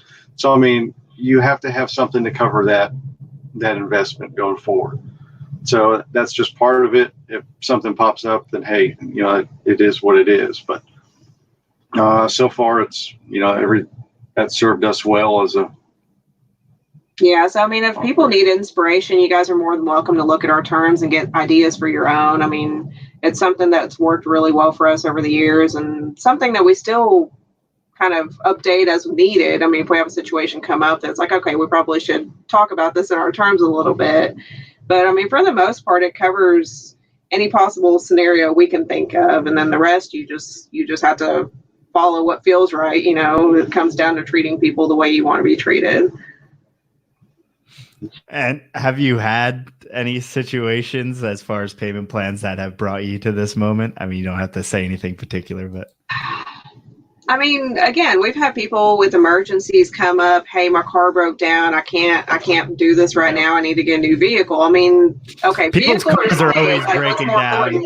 Their grandmas are dying. Everything's happening. Yeah, there's a lot of dead grandmas out there. But I mean, you just have to do what you think is right. I mean, I'm not going to call anybody a liar. I mean, you have to go with your gut. I mean, if it feels, nobody wins in that situation. Yeah. You're already at the point where they're not going to send you another nickel. So it's you weigh out what you think is best, and it's not always easy. We talk about it for a little bit and figure it out. It's a case by case basis. We always talk it over and see what the best option is. You have situations that come up. You treat somebody right in that certain situation, they're going to remember that moving forward. That same person can come back in a few years and spend $6,000, even though they were looking at a $300 animal. They're halfway on, and you refunded them $75. Yeah. So people always remember the way that you treat them. I mean, if you treat people right, and I mean, every situation is going to be different, but I mean, that's where the non-refundable deposit comes in. I mean, that covers us, and then we may do a store credit for the rest, or there's times that they've had a really big emergency come up and we do a refund. So every situation is different. And I mean, I don't think anybody actually goes into a payment plan thinking, oh yeah, I'm totally going to default on this and not pay it off. I mean, so you have to stay flexible. Nothing's set in stone. Nothing's rigid. Most people pay it off just fine in the terms as agreed, and everything's perfect. But you have to keep in mind that things may come up, and you have to still treat people properly, and but it still comes down to that. Not burn any bridges. That deposit until there's PayPal or whatever freaking money you want to send. That animal's still for sale. Yeah. On your word, I get paid next Friday, I'm going to buy it then. It doesn't work. Yeah. If you've got $20 and the deposit's $55, send me the $20, and then on Friday when you get paid, send me the rest of the deposit. Show me that you're actually going to do something, and then we'll consider that. But surprisingly enough, people get upset about that sometimes. We've had people complain about, oh, well, I'm sorry, I can't send you anything right now, but why can't you hold it? And it's just, I mean, the simple answer is we've just been burned too many times, because for every one person that's actually serious, there's 50 others that just say, oh yeah, I'm going to send you money, and then you never hear from them again. And we've just been ghosted too many times to fall for it anymore. It's unfortunate, but that's just society. I mean, people don't always do what they say they're going to do. So you have to protect yourself as a business while still being fair. And I think the terms of sale are something that accomplishes that very well for us. And anybody that does any kind of business should have terms of sale in case issues come up. And it's just something back on, hey, this is right there on my website. You know, it gives you a little bit of recourse if somebody has an issue. Absolutely. And I'm sure, I mean, there's a lot of guys out there that are perpetually asking their wives for what snakes they can get, which is always fun as well. That is probably the number one thing I hear. Hey, let me go talk to my wife and I'll get back with you. Nothing. If they pretty much, that's always dead. That's it. I'm just at the point, if somebody says that, I'm like, all right, nice meeting you. Have a great day. Because you're never going to hear from them again. Yeah. Almost. What's her number? I'll call her. You almost want to. It's like, that's the number one cop out. It's like, okay, just tell me, hey, I can't afford this right now. Or, hey, I found something else. Just be honest with me. But, hey, I'm going to go talk to my wife is like the number one excuse nowadays. I think it kind of sucks more for you guys because people ask for like weights and stuff like that. And I mean, for colubrids, people usually don't mess with that stuff, but people are asking for date of birth and weights for you guys and how often they feed. And you guys are held to a higher standard as ball python people, to be honest. And that seems to always be the scenario too. They want more pictures of it. They want to know the parents. They want to see pictures of the parents. They want to know the hatch date. They want to know the current weight. They want more pictures of the animal. And then they're like, all right, let me go talk to my wife. I'm like, oh, fuck, yeah. I just spent like the last 2 hours gathering all that up for you, and now you're probably never going to talk to me again. Well, you know, the pictures on the morph market, you've got $3,000 worth of camera equipment. So, I mean, this thing is spot on. It's going to look the same way in your hands as it does in the picture, you know, if not better. And somebody will send you the money for it or half the money, and they've got a week before it's going to be there. And, well, can I get a couple more pictures of this or that? Which way do you want to see this thing? I mean, am I supposed to pose with it like it's a Grammy or what? You know? And like I usually ask, I'm like, is there any specific angle that you want to see? Because I mean, you can see the entire animal in the picture. We have a nice photo setup. We try to put nice photos in all of our ads. I mean, they're not just cell phone pics at this point. So, I mean, typically if somebody wants more pictures, I'm not going to dig all my camera equipment out. They're going to get cell phone pictures of whatever angle they want to see. And that's okay. But it just, you know, I wish sometimes people would be more considerate of how much time it takes to get all that information together just for them to say, all right, well, let me go talk to my wife. You also took all that time, and I've looked on your website as well. I mean, you took all the time to basically take a perfect picture. And then someone's going to ask you for a hand shot. You know, like you're going to give them a worse picture. There's usually 30 pictures that result in one. Oh, my gosh. Anytime. And that's the reason why, like, the stuff that we have available right now, some of it's not even listed on the site just because it's been the holidays and then we've been at a show. So I still have to finish updating the site, but it just takes so much time to take those nice photos. We've put a lot of money into our cameras and our photo setup. We upgraded our photo tent in the last couple months, and we're constantly striving to make things even better. And if the animal doesn't look like it actually does in real life, then we're not doing our jobs. So we've tried really hard to make those photos as close to real life as possible, because the last thing I want is for somebody to buy an animal, get that animal in, they're like, what the hell is this? That's not what I bought. You see a lot of over embellished shit out there. Yeah, I mean, we do. Lots of Snapchat filters. Oh my god. Yeah, I mean, I've seen some really doctored stuff. I mean, and in Photoshop, the only thing we do is crop and add add the watermark. We don't adjust the contrast. We don't do any of that stuff. No, she probably spent 10 hours just getting the white balance right. Oh my gosh. Because it's all, I don't know, camera setting shit. And the white balance for us ultimately was remedied by the photo tent. We had to upgrade our photo tent because the previous setup just wasn't cutting it. And once we improved our photography setup, there's very minimal editing on the photos. Again, cropping and a watermark just to protect our photos so you don't see somebody else using them online to sell their own stuff. So that's just to protect us. But I mean, for every time we take photos, there's probably 1,000 photos that I dig through to get 100 good shots. So it takes a lot of time and a lot of effort. And that's something that people don't really think about always. Yeah. And I mean, how many animals get to the point where you actually have to take pictures of them and put them on the website? I mean, do you block that off into like a whole day or something? I wish it only took a day. You're talking about probably a day for photos and then a day to actually go through the photos and crop and add the watermarks. And then you still have to upload everything to the website and morph market. So, I mean, it's a good chunk of time. It's not something that I can throw together in a couple hours, because typically whenever we upload animals to the website, it's done in bulk, you know. And also if an animal's in shed, and there's still a couple older photos on there, because if an animal's in shed, I'm not going to take pictures of it in shed and where it's all dingy and dark. You know, it's going to get put aside, and we'll take more photos in the next round once those animals shed. So there's always work to be done. And binge watch TV while you're editing photos. Yeah, that's our chill time. Let me edit a crap ton of photos while we watch Netflix. So. And do you mind, as far as it may be a little in the weeds for some people, but I mean, what is your typical setup, lighting, tent, all that good stuff, camera? We actually went to a photography store local to us, and we visited with the guy up there for probably an hour or two. We just picked his brain for a while and said, okay, this is our camera. This is what we're taking pictures of. I showed him some of our previous photos. Hey, what can we do to make this better? And I mean, we went as deep as what our light tents are, what our lighting consisted of, whether we're using a tripod. I mean, all of the details.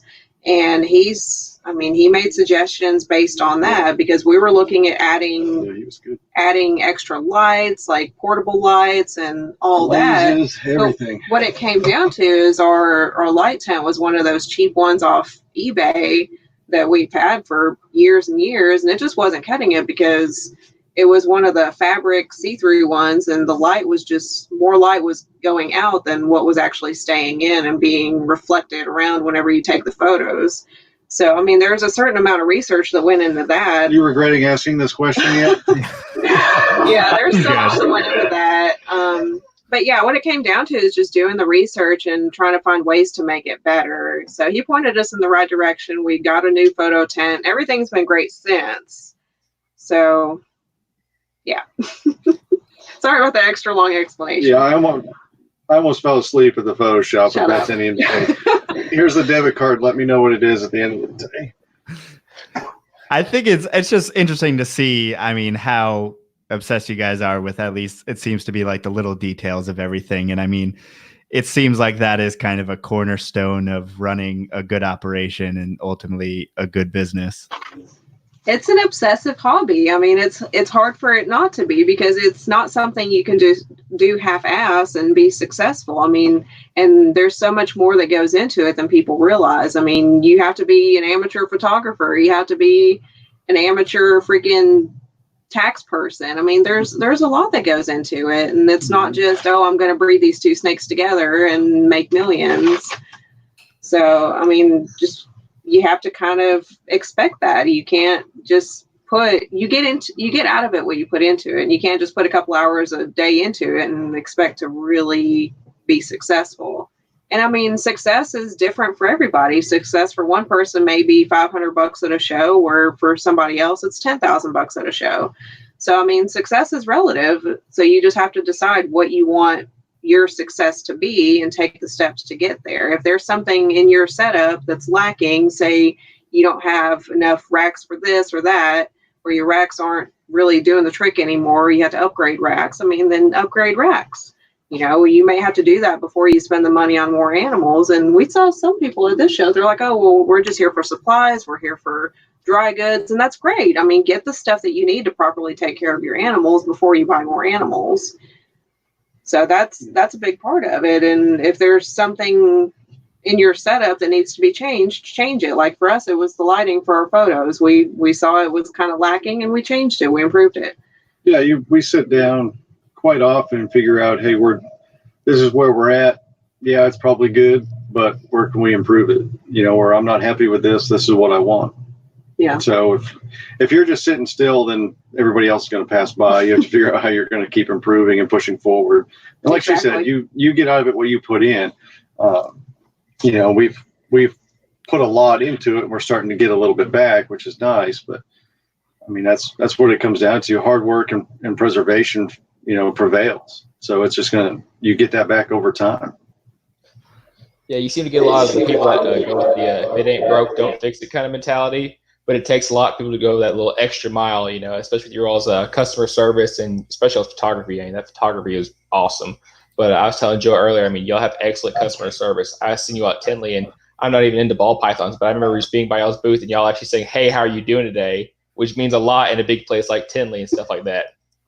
Well, I knew you looked familiar. I mean, but that's a big thing. You don't know what people are after. You don't know what people do at home. I mean, you don't know any of that unless you talk to them and take the time to visit. I mean, and we talk to more people that have no intention of buying anything. Yeah. And that's okay, because those people, whenever they get older, or, even kids, like when kids get older, they're like, hey, that's the guy that let me hold a snake, or, talk to me, or said, hey. So, I mean, that goes a lot, and it's hard to put a value on that lasting impression, because it's hard to counteract a bad first impression. I think everybody knows that, but if you give a good first impression, you're going to be the first person that those people come back to. So that's really what we're after, is treating people how we want to be treated. Because I hate walking around a show and I'm walking by somebody's table and they act like I don't even exist. It's like, all right, well, I'll just go fuck myself, Yeah. Well, it's funny because, like you said, you don't keep balls or anything. We talk to everybody. You'll have somebody that comes by, it may be a retic guy or whatever, and they're all fuck ball pythons and all that shit, which you end up with a lot of that crowd out there. But 99% of them will say, "Oh, well, that was pretty cool. I don't keep them, but that's pretty neat." And that's why I try to tell people. Yeah, they're easy to take care of. Yeah, they're not going to be 8 foot and weigh 30 pounds. But as far as genetic diversity, I mean, it's tough to beat. Yeah. So yeah, you know what? Even if you're going to have one or whatever, that one there is pretty cool. You don't need to have 40 of them and start breeding. Just get one. Yeah, and I mean, that's really the great thing about our industry, is there's so many different avenues you can go. I mean, you don't have to be a ball python person to appreciate a ball python, or you don't have to be a retic person to appreciate a retic. I get retics all the time because I love retics. Do I want to have one? No, not really. I mean, we have to get rid of 30 animals. Yeah, I mean, we have our species that we're interested in. I mean, for us, that's ball pythons, of course. I mean, we also have Angolan pythons. We have Western Hognose. We have some red blood pythons, which I think are badass. But I mean, those are all kind of newer. Are you shaking your head? Graham Battison said if there was a highway retic, they'd be all over it talking about you guys. So, I mean, you just have to pick the kind of stuff that draws you in. But, I mean, just because you don't keep something doesn't mean you don't have something in common with somebody else. There's so many different species that people work with in the reptile industry. And, I mean, there's room for everybody. So, I mean, we talk to people all the time that keep no ball pythons whatsoever, but they keep tortoises. So we'll talk about tortoises for 30 minutes. And I think it's cool as shit. I mean, it makes me want to have a tortoise later on. But, you never grow unless you talk to other people that are maybe doing things a little bit different than you, or maybe have some new ideas as far as what species to keep or new techniques to use. So I think that's always important in our industry, because, I mean, especially back. And that's still another blowback too, because you may talk to somebody that has a tortoise, but they've got a friend that wants a ball python, and I know these people that do that. Yeah. So I mean, that's really back to the word of mouth thing and putting it out there. But yeah, I mean, we'll talk really any reptiles at any show. It doesn't make a difference. You're out there to meet the people that are interested in the community that you're a part of, trying to add to. Yeah, and I mean, now is like the greatest time to have reptiles, because I even remember back whenever I first started this. I mean, the first show I ever went to was Arlington, and I mean, I was a kid in a candy store walking around looking at chameleons and freaking Argus monitors. I didn't know what the hell I wanted, but I mean, now things are even better with the internet and the groups. I mean, you have all these different Facebook groups, and those can sometimes be detrimental, but if you choose wisely. And then there's all the online forums, there's countless books, there's countless websites. I mean, the information is out there. I mean, the information is so easy to find if you just look for it. But even just networking. And if you don't know, just call. Yeah, I mean, but the networking it shows. I mean, some things you just won't see in a book. I mean, people have 1,000 different ways of doing things, and it doesn't mean it's wrong. So, I mean, we've talked to people before, and they may give us an idea that we never thought about. as far as maybe temps or humidity or trying a new bedding. I mean, we moved everything to coconut years ago and have never turned back. But that was just from talking to people and kind of picking people's brains on what works for them. I mean, these ideas aren't trademarked. A lot of people are more than willing to share ideas and different ways to do things. And I think that's great. I mean, the networking alone is priceless for people, especially people just getting into it that maybe don't have their name out there or just starting up. I mean, if you're not out there talking to people, you're just wasting your time. Because if you're just sitting in your basement breeding ball pythons and you don't ever talk to anybody or get your name out there, you're just kind of treading water. You're not going to grow and get to that next level point. Yeah. And I think that's something that, as far as, I mean, you're talking about husbandry, but everything, I mean, as far as you need to be open to talking to different people to get different points of view, whether they keep a different species, what they keep on their husbandry can even cross over. And I feel like a lot of times, I don't want to isolate myself to just colubrid people, because I learned how to ship because of ball python people, right? And now people are excited or are happier when I ship an animal because colubrid folks aren't as thorough as you guys are. So it's like that set my standard up a little bit, and that's something that I gained from the ball python community, basically. Yeah, and I think people should always be looking for that next step they can take to not only make their animal husbandry better, but to make their techniques better, and maybe a customer appearance or a marketing thing. I mean, like, we do business cards and stickers and stuff like that. And if I see somebody do something, then I think it's a great idea. I mean, we may do that too. I mean, that was actually, I feel like we do pretty well in the shipping, but like you said, there's always little ideas that run through my head too on how do we improve this. And it's got nothing to do with the animal, but it's all about the presentation. Yeah. So, I mean, when you get an animal from us, we use the polyfill. So it's sandwiched in between the marshmallow. That wasn't our idea. That wasn't our original idea. No, but I mean, it works best. They're in a bag, and then on the top of that, you're getting a business card and a sticker, and then we've got a personalized thank you note in there that's got a little bit of information of what you should do in the first few days of getting your animal, and thanking you for the business. So it's kind of that little added touch that, hey, we care. It's not just here's a bunch of old newspapers, your snake, thanks for the money, take care now. And everything we ship out, brand new box and all that stuff too. But you're always thinking in the back of your head, how can I make this a little bit better? How can I stand out a little bit more? Because everybody and their brother can do it. But what makes you different? Yeah. So, and that's really the customer service end for us. Anybody can put two snakes together, make more. Who's going to be able to answer your questions at 2:00 in the morning, or whenever you need it? Hey, I've got this emergency situation, or take the extra time if you are going to keep it in a tank. How can I make this work? And here's yes, it's a pain in the ass. Yes, it's frowned upon. Whatever. Blah blah blah. At the end of the day, they're going to keep it in that tank. Give them the best resources possible to make it functional. So yeah, that's where I kind of go back to the Facebook groups. I mean, a lot of the Facebook groups are full of so-called people that have been around for a year or two and think they know everything. And I'm not saying that's all of them, but it seems like that's all too prevalent on Facebook and social media in general. I mean, nobody knows everything, but if you only have 5 ball pythons and you've been keeping for a year and a half, I mean, you're not really set up to give just super knowledgeable advice and long-term advice. That makes you admin. Yeah, I mean, that makes you an admin, but it doesn't mean that you know all your stuff. I mean, but a lot of people seem to get that hat on and they can't seem to take it off. It gets super glued to their head. And then they're giving advice to these new people and crucifying these new people over simple mistakes that they were making 6 months ago, and it's like people just need to get over themselves and reunite as a hobby. I mean, there's so much division in the hobby as a whole. And that's why we really don't do a whole lot of the Facebook groups anymore. I mean, I'm in a bunch of them, but we don't have time. Really just kind of lurking because I don't have time for the drama. No, I mean if somebody has a legitimate question, I'll get on there and answer and post a detailed reply. But I mean, if you want to get on there and get stupid, I don't have time for that shit. Well, most of the time too, I mean, so much of our time's taken up with just clientele. You're either answering emails for inquiries or, past customers having questions, that we don't have the time to get on there with the bicker fest that's going on. I always tell people that if I have time to answer all your questions for the next 4 hours on a Facebook post, then my doors are shut because I'm fucking broke at that point. Business is bad. Yeah. So, and I'm not a big fan of it anyhow. It's really, she's the customer service queen. Now, if you want to call and talk on the phone, I'm all about it. I can do that and continue on with my day, but I can't sit there for hours on end sending you messages on my phone.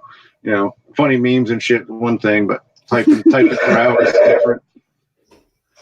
Yeah, but it seems like you guys, I mean, as far as the stuff coming in, I'm sure you guys get emails all the time when you have animals up for sale and stuff like that. But it seems like you're pretty much Anya 24/7 answering calls, or do you have any boundaries or always? I mean, I turn my ringer off at night. So if it's weird hours of the night, no, I probably won't answer. But as soon as I wake up, I'm answering emails and Facebook messages and all that. I mean, we try to be very reachable, but there are boundaries. I mean, if I'm busy, I'm not going to answer the phone, or if I'm sleeping, I'm not going to wake up just to answer emails. So, I mean, you have to set those personal boundaries.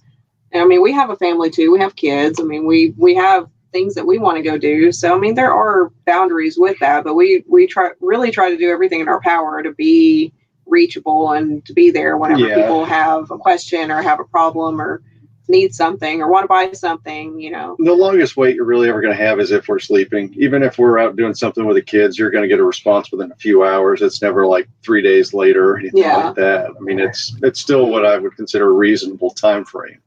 But yeah, I mean, if we're doing something with the kids or we're watching a movie, you'll get replied back as soon as we get back in the car, and then we'll carry on. But well, like for example, we took the kids to Disneyland after I came back from my deployment in 2018.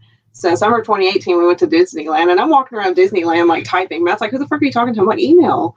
So I mean, we probably made a couple grand walking around Disneyland for a week, waiting in line for Splash Mountain. Yeah, exactly. So I mean, but people like that whenever you're on it and you're checking your emails and you're responding within a reasonable time frame. I mean, and even during the holidays, like we got commended a couple times, like people sending emails about animals or a general question or something, and we get right back to them. They're like, "Whoa, thanks, that was really fast." And I mean, by our typical standards, it wasn't that fast because we were busy. I mean, it was the holidays. Like, I mean, we were busy running around and doing family stuff, but I mean, we still got back in a somewhat reasonable time frame. But they were impressed because most people, I guess, don't do that. I mean, I don't know, but I mean, that's really important, is whenever your customers know that they can reach you if they have an issue or if they need something. Or if you're going to take the time to contact me, we're going to, take the time to give you a response.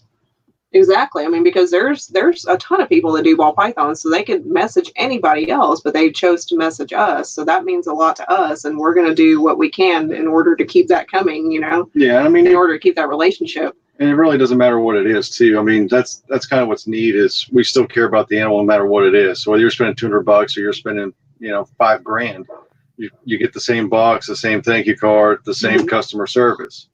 I mean, you want it to be successful no matter how much you're spending. Now, granted, when you get into that $5,000 animal, they usually know what they're doing, and it's a 5-minute transaction. Hey, can you ship this on Tuesday? What's your PayPal? Done. Cool, thanks. I'll send you tracking on Monday night. Yeah, I think people get so caught up as far as I forgot what the hell I was gonna say, but come on, Ryan, save me! What the hell? I had a point. I'm just giving you the shovel and let you bury yourself, okay? Damn it. But I think as far as emails and stuff like that go, it seems like I had no one wanted to talk to me for the beginning of December. Then it's December 23rd, and everyone's like, "Is this snake available?" And everybody wants the same one.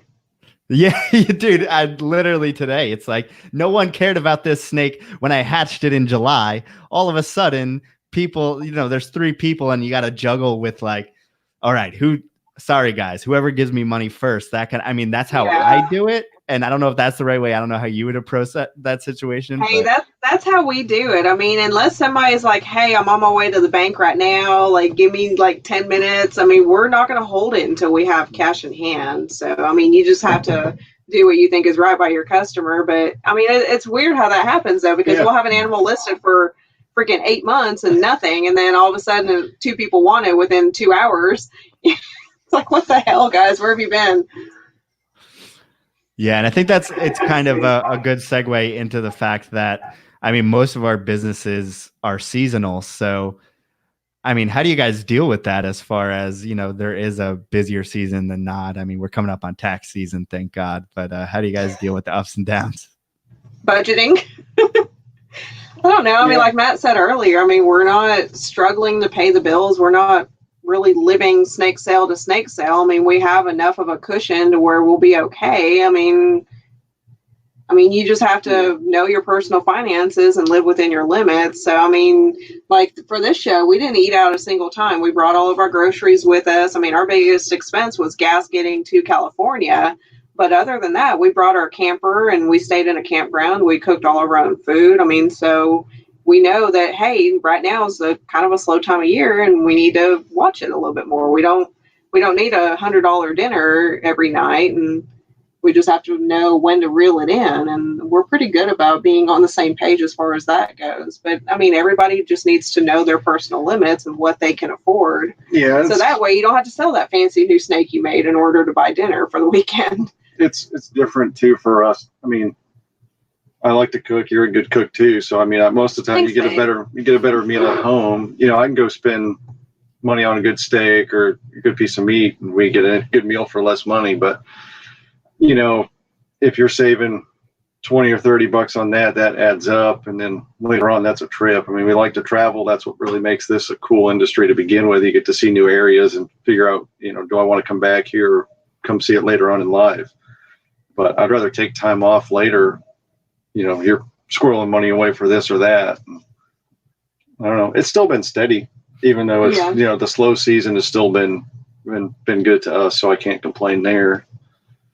But yeah. Do you guys still have a decent window to ship?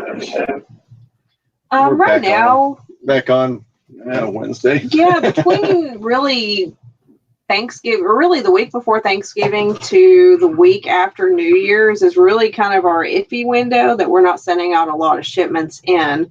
Now, I mean, there's still probably 2, maybe 3 shipping weeks in that time frame that we can send stuff out. We try to put that on the Facebook page and communicate that to our customers that, hey, these are our shipping windows. If you want something within this time frame, kind of keep that in mind. And I mean, most people are okay with waiting until a safe window. I mean, if people ever get pushy, it doesn't really turn out very well for them usually, because I'm like, all right, here's your money back. Have a nice day. Yeah. You're not going to push me into shipping the animal when it's not safe to do so. So we really are pretty firm on what days we ship. I mean, typically it's Monday through Wednesday. We always do priority overnight through FedEx, heat and cool packs as needed. I mean, all of that. And most people are really good about being considerate of that. I mean, and we explain, hey, it's not the fact that I'm trying to keep your animal or keep your money. It's just we have to wait until temperatures are safe, or we have a safe window that's not right next to a holiday. So, I mean, once we explain that, 98% of people are okay with that. It's that 2% they're like, oh, well, I don't want to send you money right now if you're not going to ship. And it's like, all right, well, have a nice day, you know? And most of our stuff we do hub to hub too. Yeah. So we go to the Little Rock hub, which is open till almost 9? 8:30. Yeah. So we have a FedEx ship center about 20 minutes from the house. I mean, I'll drop them off in the evening. So you're looking at 7:30. I try to tell people that too, depending on what time zone they're in. It's going to be in the evening before you get your confirmation email. But then if you're picking it up the next day, you go to the hub 9 o'clock in the morning, it's there. Yeah. So now they're in climate controlled area for most of that trip, until they're going out on the jetway to get on a plane and a little ride to wherever that hub may be. So you're really talking about a lot less impact on the animal. As far as December goes, really the first couple of weeks, and that's about it. You get past the 14th, the 15th of December, and you're talking about too many packages for Christmas and all that stuff. We have gone as far as putting an animal on a plane. We've done the Delta Dash or whatever. Yeah, we did that one time going to Salt Lake City, I think, because it was freezing. They and the pay lady's more like, for I want shipping it for than they did the Christmas. animal. Yeah, I think they ended up spending over $200 for shipping and about that much on the animal. But I mean, if somebody's willing to pay it, then I mean, we'll do everything we can to accommodate. That was the only way to do it with the way the temps were, because it was going to Utah. Yeah. So it was only above like 35 at like 3:00 in the afternoon. That's when the plane landed. And so it was a little bit of logistics, but yeah, a little bit of trouble for that one. Get it done. Old school Delta Dash. Yep.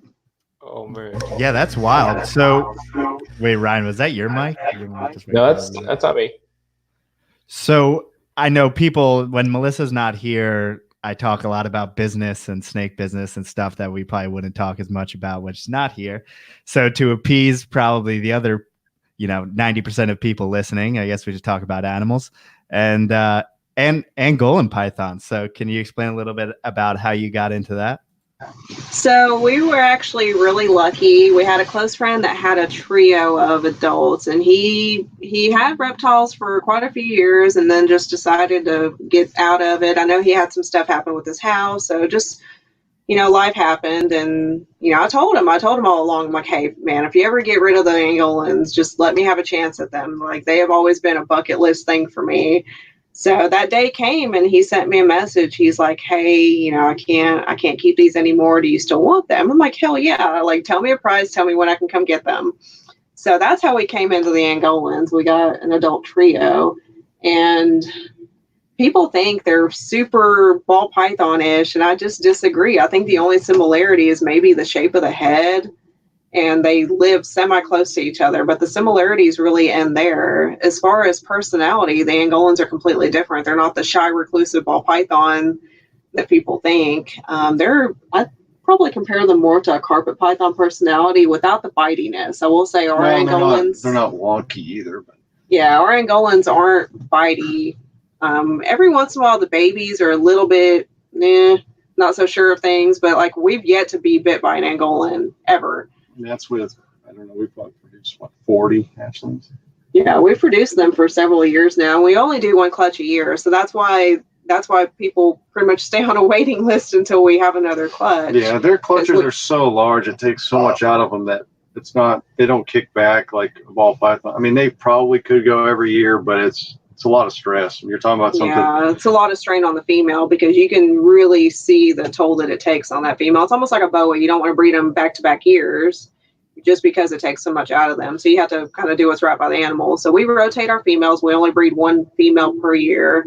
And I mean, the clutch sizes, we've seen anywhere from 9 to 12 with ours. Yeah, or 13. Yeah, 9 to 12 is typically what we get for a clutch size, but they're really cool. I mean, our kids can get them out, like they'll drape them over their shoulders and just kind of walk around with them. Like our Angolans are super chill. And with the adults, we keep them in 4x2 cages with the acrylic front. So you can open up the cage and they just crawl out on your shoulders, and they're just super inquisitive and really in tune with what's going on around them. Like you can't open their enclosure and not expect them to come out kind of looking around. So a lot of people that are used to ball pythons look at that and they're like, oh my gosh, they're aggressive. They're not. They're just very curious. They're not going to ball up on you. I don't know if it has anything to do with the line that we have or anything like that, because there's been others that are snippy, I guess. But yeah, I've seen others that are never had a problem. But they're also, it's kind of like with a lot of things. If you go in there timid, then maybe that makes a difference. I mean, especially with like hatchling size stuff. If you go in there, I hate to say like a puss, but that's what it is. Yeah, don't be a puss. Then, yeah, they're going to tag the shit out of you. But anything would at that point. You're giving them the opportunity. If you go in there and I'm going to take you out, I'm going to handle you, then they're, oh shit, okay, I guess I'm good with this now. It's just the way it is. Yeah, you can't be a side. You can't be a rumbly. That's what I got to start calling it. I said, don't be a rumbly. Now, I've heard that the Angolans can be dicks, but I've also heard that their clutches can be usually super male heavy. Have y'all observed that at all? No, we've been actually like just about every clutch we've had has been roughly 50-50, and the ones that went in any direction were female heavy. So we have not had any male heavy clutches yet. So hopefully that continues.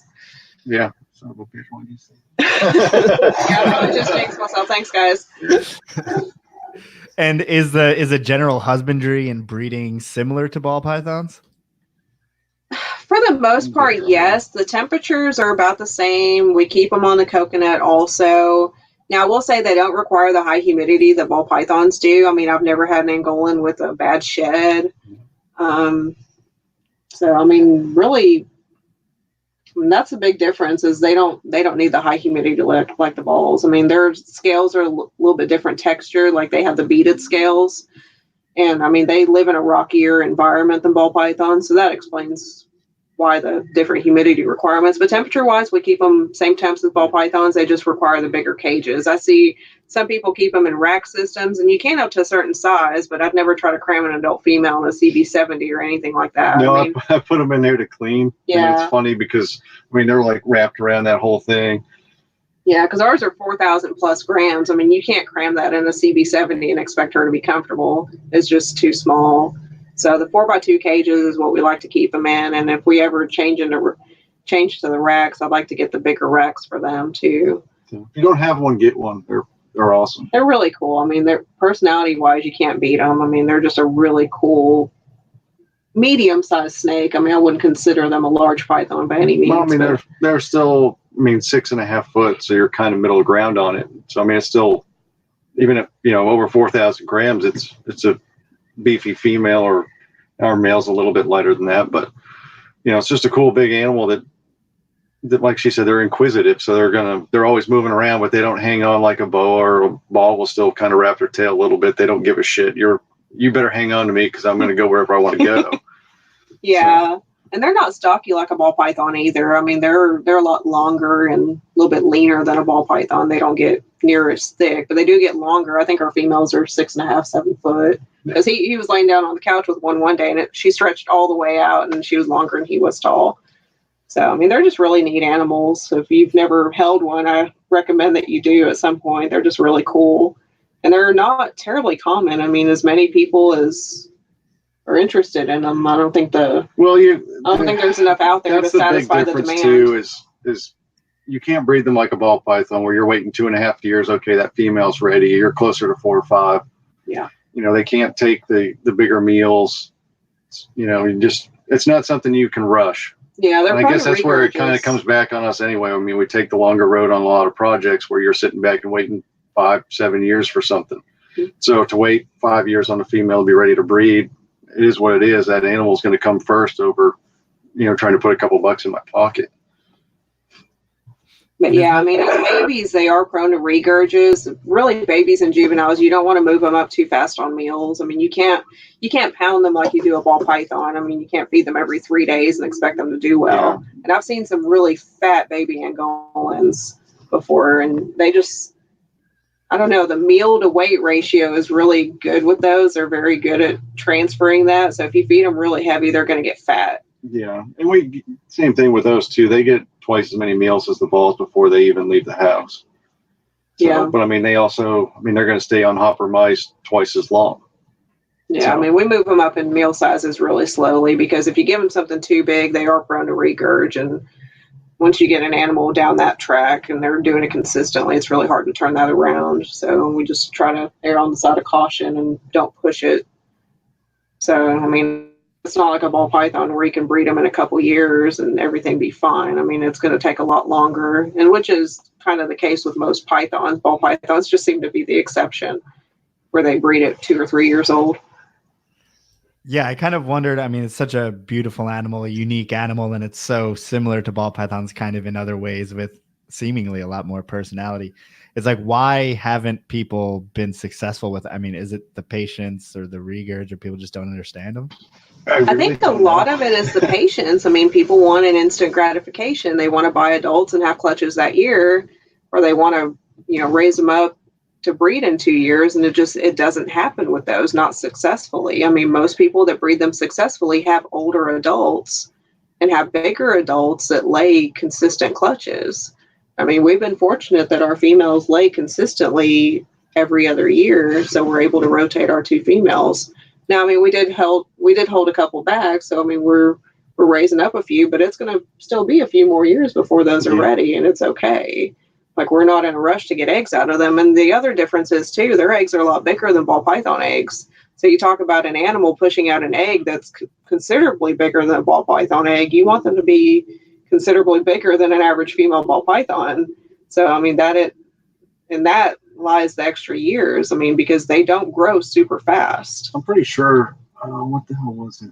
Off the top of my head, I want to say that last female laid, because we weigh weighed the eggs after they're put in the tub or whatnot, and I want to say it was around 1,800 grams for 10 eggs. Yeah. Somewhere in there. So, I mean, the eggs are massive. About, 4,400 gram female laying 1,800 grams.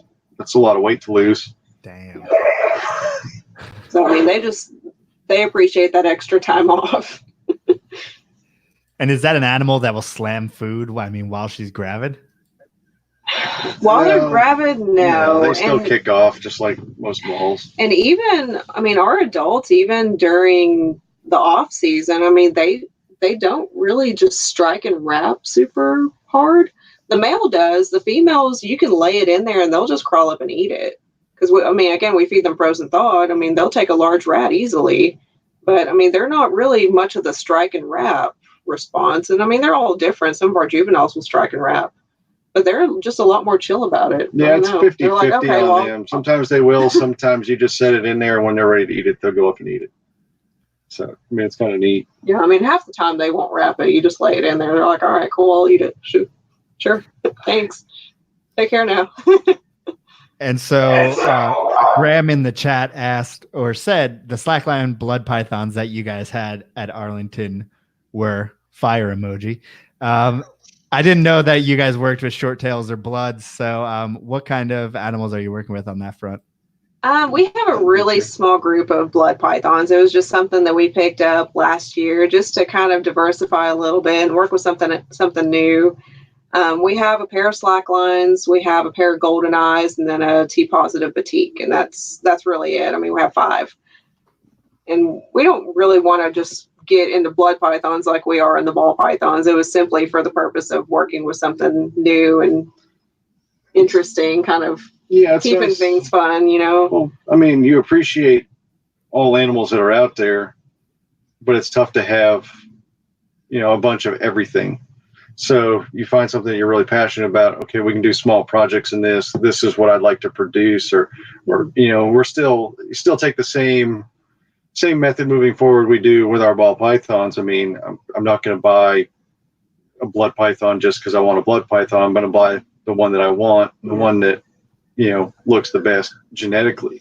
So you're still, when we do go to sell the, what we produce later on, it's still, you're getting quality no matter what it is. Yeah, we're still super selective about everything we bring in, whether it be a hognose or a blood python or what have you. I mean, if we're going to take the time to raise it and work with it, I mean, it's going to be nice. It's not going to be just, random. Oh, it was only $150. Yeah, it was only $100. Yay!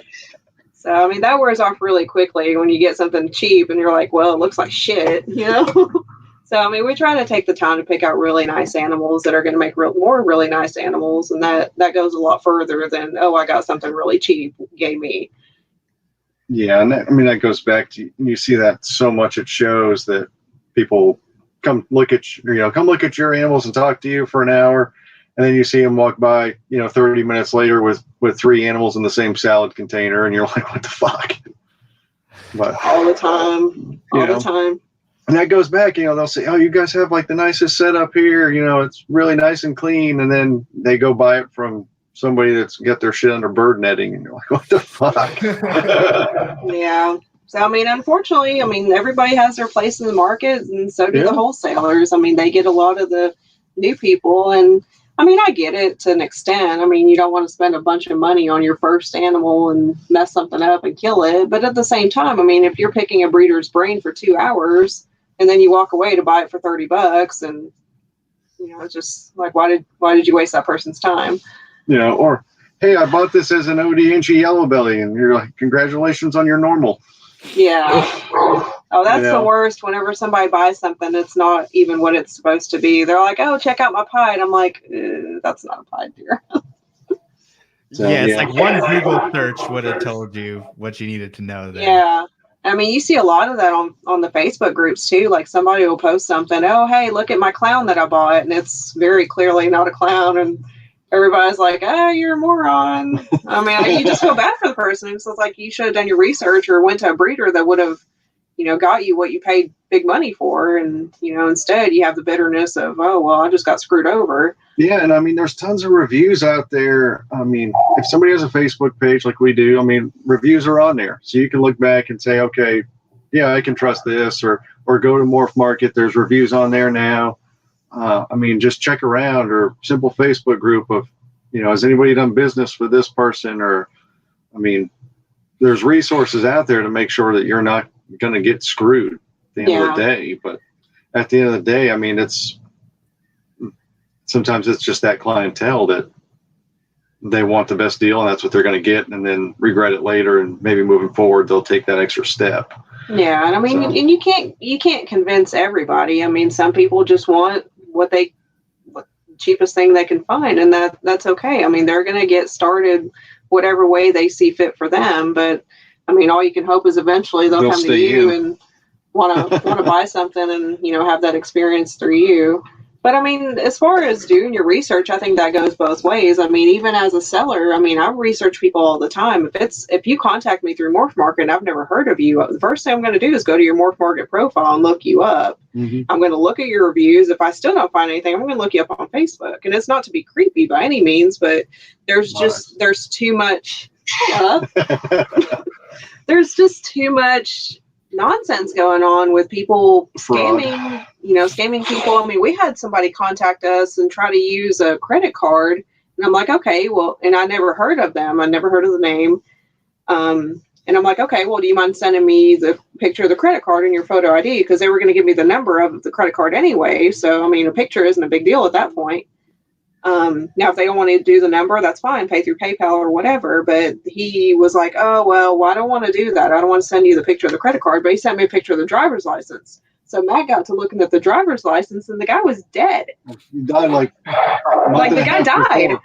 The guy, and it was like some suspicious thing. So that happened, and ended up canceling the transaction. It was through Square. Never sent them anything. And it was this big ordeal. Yeah, it's funny. I said, you said this was his name, right? She goes, yeah. I go, oh, I'm reading his obituary. It was really weird, y'all. Like, I can't even explain how weird it was. But I mean, you just can't be too careful, because there unfortunately are people out there that just want to screw you over. I mean, and if they get the animal and they used a bogus credit card, it doesn't take anything to file a chargeback. Such a weird thing to try and scam like snake breeders. Yeah, the black market's hot right now.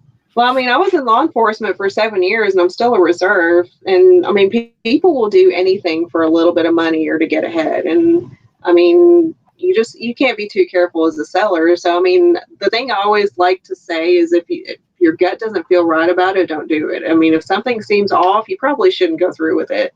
Even if everything else looks okay, it's just, you have to listen to your gut on some stuff. And on that one, I was like, what the fuck is this guy doing? Like, it just didn't make sense, because the text messages were random and kind of few and far between. And then whenever he asked for a Square invoice, I'm like, nobody ever asks for that. So it was really weird. So you just have to be aware enough to catch on to that kind of stuff. And if something seems off and you can't find any information about that person, and they're not willing to provide any references or anything like that, sometimes it's better just to cut that loss and cut that sale. I mean, because it's not worth getting screwed over. And I mean, unfortunately, I've seen too many people get screwed over, and even friends of ours. I mean, just with PayPal and Square, I mean, I don't think it really matters nowadays. It's just the times we live in, it's all too easy for somebody to get a credit card number or whatever. I mean, I don't know how many times even we've gotten charges in our bank account. Like, somebody gets our debit card number. It's like, well, I'm sitting here looking at the card. How the hell did they get the number? It's just, technology is sometimes, I don't know, to our detriment. So that's why I stay away from it. Yeah, I think that's... Yeah. Go ahead, Jeff. Ryan, okay, when you decide to talk, you can talk right over me, because I want to hear you say something. I know it's hard to get that little bit in there, but I was like, it comes down to definitely a little bit of sense and a little bit of research.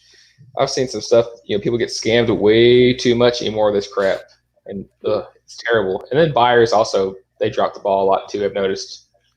And I think it's kind of sucks because a lot of people don't know how it seems fishy to us, but people who may not have normal transactions over the internet, like, that person who calls your grandma to bail you out of jail or whatever, and then they just take your $1,000. Like, none of us would ever fall for that, right? But they may not have any experience. So that's why I kind of maybe that's why some people stay away from selling on the internet, and some people I don't know. I usually talk to those people for a long time on the phone. They call. Those guys love to talk on the phone, guys like that. I mean, that's... If you send me money first, I'll know which account to go put it into. And, I mean, you have this marketplace where people don't really... there's no one holding anyone accountable, I think, is kind of part of the problem, is the fact that even if two known breeders scam each other, someone took $40,000 worth of stock from someone when they were getting out and then they never paid them. There's still really no accountability there because no one's going to sue anyone because we're all broke snake people. And so I think it's kind of an issue. Well, but have a good solution for that. I mean, I don't know. You got to protect yourself. If something doesn't feel right, don't do it. And I mean, we've had some transactions with people that don't have a Facebook or don't really have an online presence, but I mean, they're valid people. It just, it's usually the people that are buying a pet snake, much like a designer dog that, aren't really in the reptile industry, don't really have a Facebook, don't really have a following. And you just have to. What they did there. Yeah, I know which one you're talking about too. I mean, these people did their research and we had their information. Like, they had just created an account. We contacted John at Morph Market. And we're like, hey, what's going on with this? They go, they just created that account. The only person they've messaged is you. Okay, cool. You do that quick Google search. You go, okay, yeah, she's legit. And it's a doctor. Okay. Yeah, we're good with this. Like, so that kind of stuff happens too. I mean, usually they have some kind of online record or presence. I mean, you try not to be too weird, but it was either a doctor or an attorney or something. Yeah, and I get that. If you're an attorney, I wouldn't have a Facebook page either. But then we had another one that contacted us through Morph Market wanting something, and I emailed John, and he's like, "Oh, well, that same person contacted 100 other people within minutes of contacting you." So I'm like, "All right, that's a scam. I'm not doing that. Take care now. Bye bye." And I'm sure, you've gotten the one. My assistant will take care of this, and I will get back to you when I'm back in town. Just send the animal. Kindly forward me $1,000, and I will give you back $850. I'm like, yeah, go fuck yourself. Those are the people I like to talk to on the phone. Oh my gosh, I've messed with some of them, and it's hilarious. I'm like, no, send me money. We're friends, right? They're like, okay, bye. It's like, thank you. Thanks for playing. I had one of those guys start swearing at me one day. He was so pissed. I don't remember what it was, but. Like, hey, at least I took an hour of your time and you're not going to scam anybody else. Oh, fuck you. Wherever country he was from. Oh, I don't remember, but he was pissed. I had one contact me while I was at work. I was at the PD typing a report, and they called me on my cell. I'm like, okay. And I'm playing along for a minute, and I guess they figured out that I wasn't going to fall for it, and they called me some kind of black-faced something or other. I'm like, what the fuck? I've never even been called that in America. Yeah. Like, all right, bye. That's a strong assumption to make over the phone. But anyway, thank you guys so much. We blew past 2 hours very quickly. Yeah, that went by really quick. Melissa's not here to punch me in the shoulder when it's time, so we went over. So Matt, Anya, thank you guys so much for being here. And if anyone wants to check out more of the animals you're working with or just website, all that stuff, where can they find you? We're on Facebook, Snake Eyes Exotics. We're on Instagram, Morph Market, and then snakeeyesexotics.com. So the Facebook has our current list. We posted a pre-sale for Conroe. So that's actually the best starting point if you're looking at something. And then we've got to get the website updated here in the coming weeks. Yeah. And typically, too, if there's something specific that you're looking for, contact us, because there's a lot of stuff that doesn't hit the market. If you can let us know ahead of time, hey, I'm looking for something in this project. When it's produced, we'll contact you. Mm-hmm. That's a good point. People sneak under the radar there. Ryan Cox, what do you have to say for yourself? Not much. Just if you're interested in what I'm doing, go follow me on Specialized Fauna. I'll post pictures of my snakes and stuff. That's about it. Sweet. As for us, portcitypythons.com, or I guess for me today, portcitypythons.com, portcitypythons Instagram. You know where to find us otherwise. Thank you guys so much for listening. Thank everyone for being here, Ryan for filling in, Anya and Matt for hanging out in their camper, which is super awesome, which is definitely a first. So thank you guys so much, and we will catch you next week. Good night. So we will still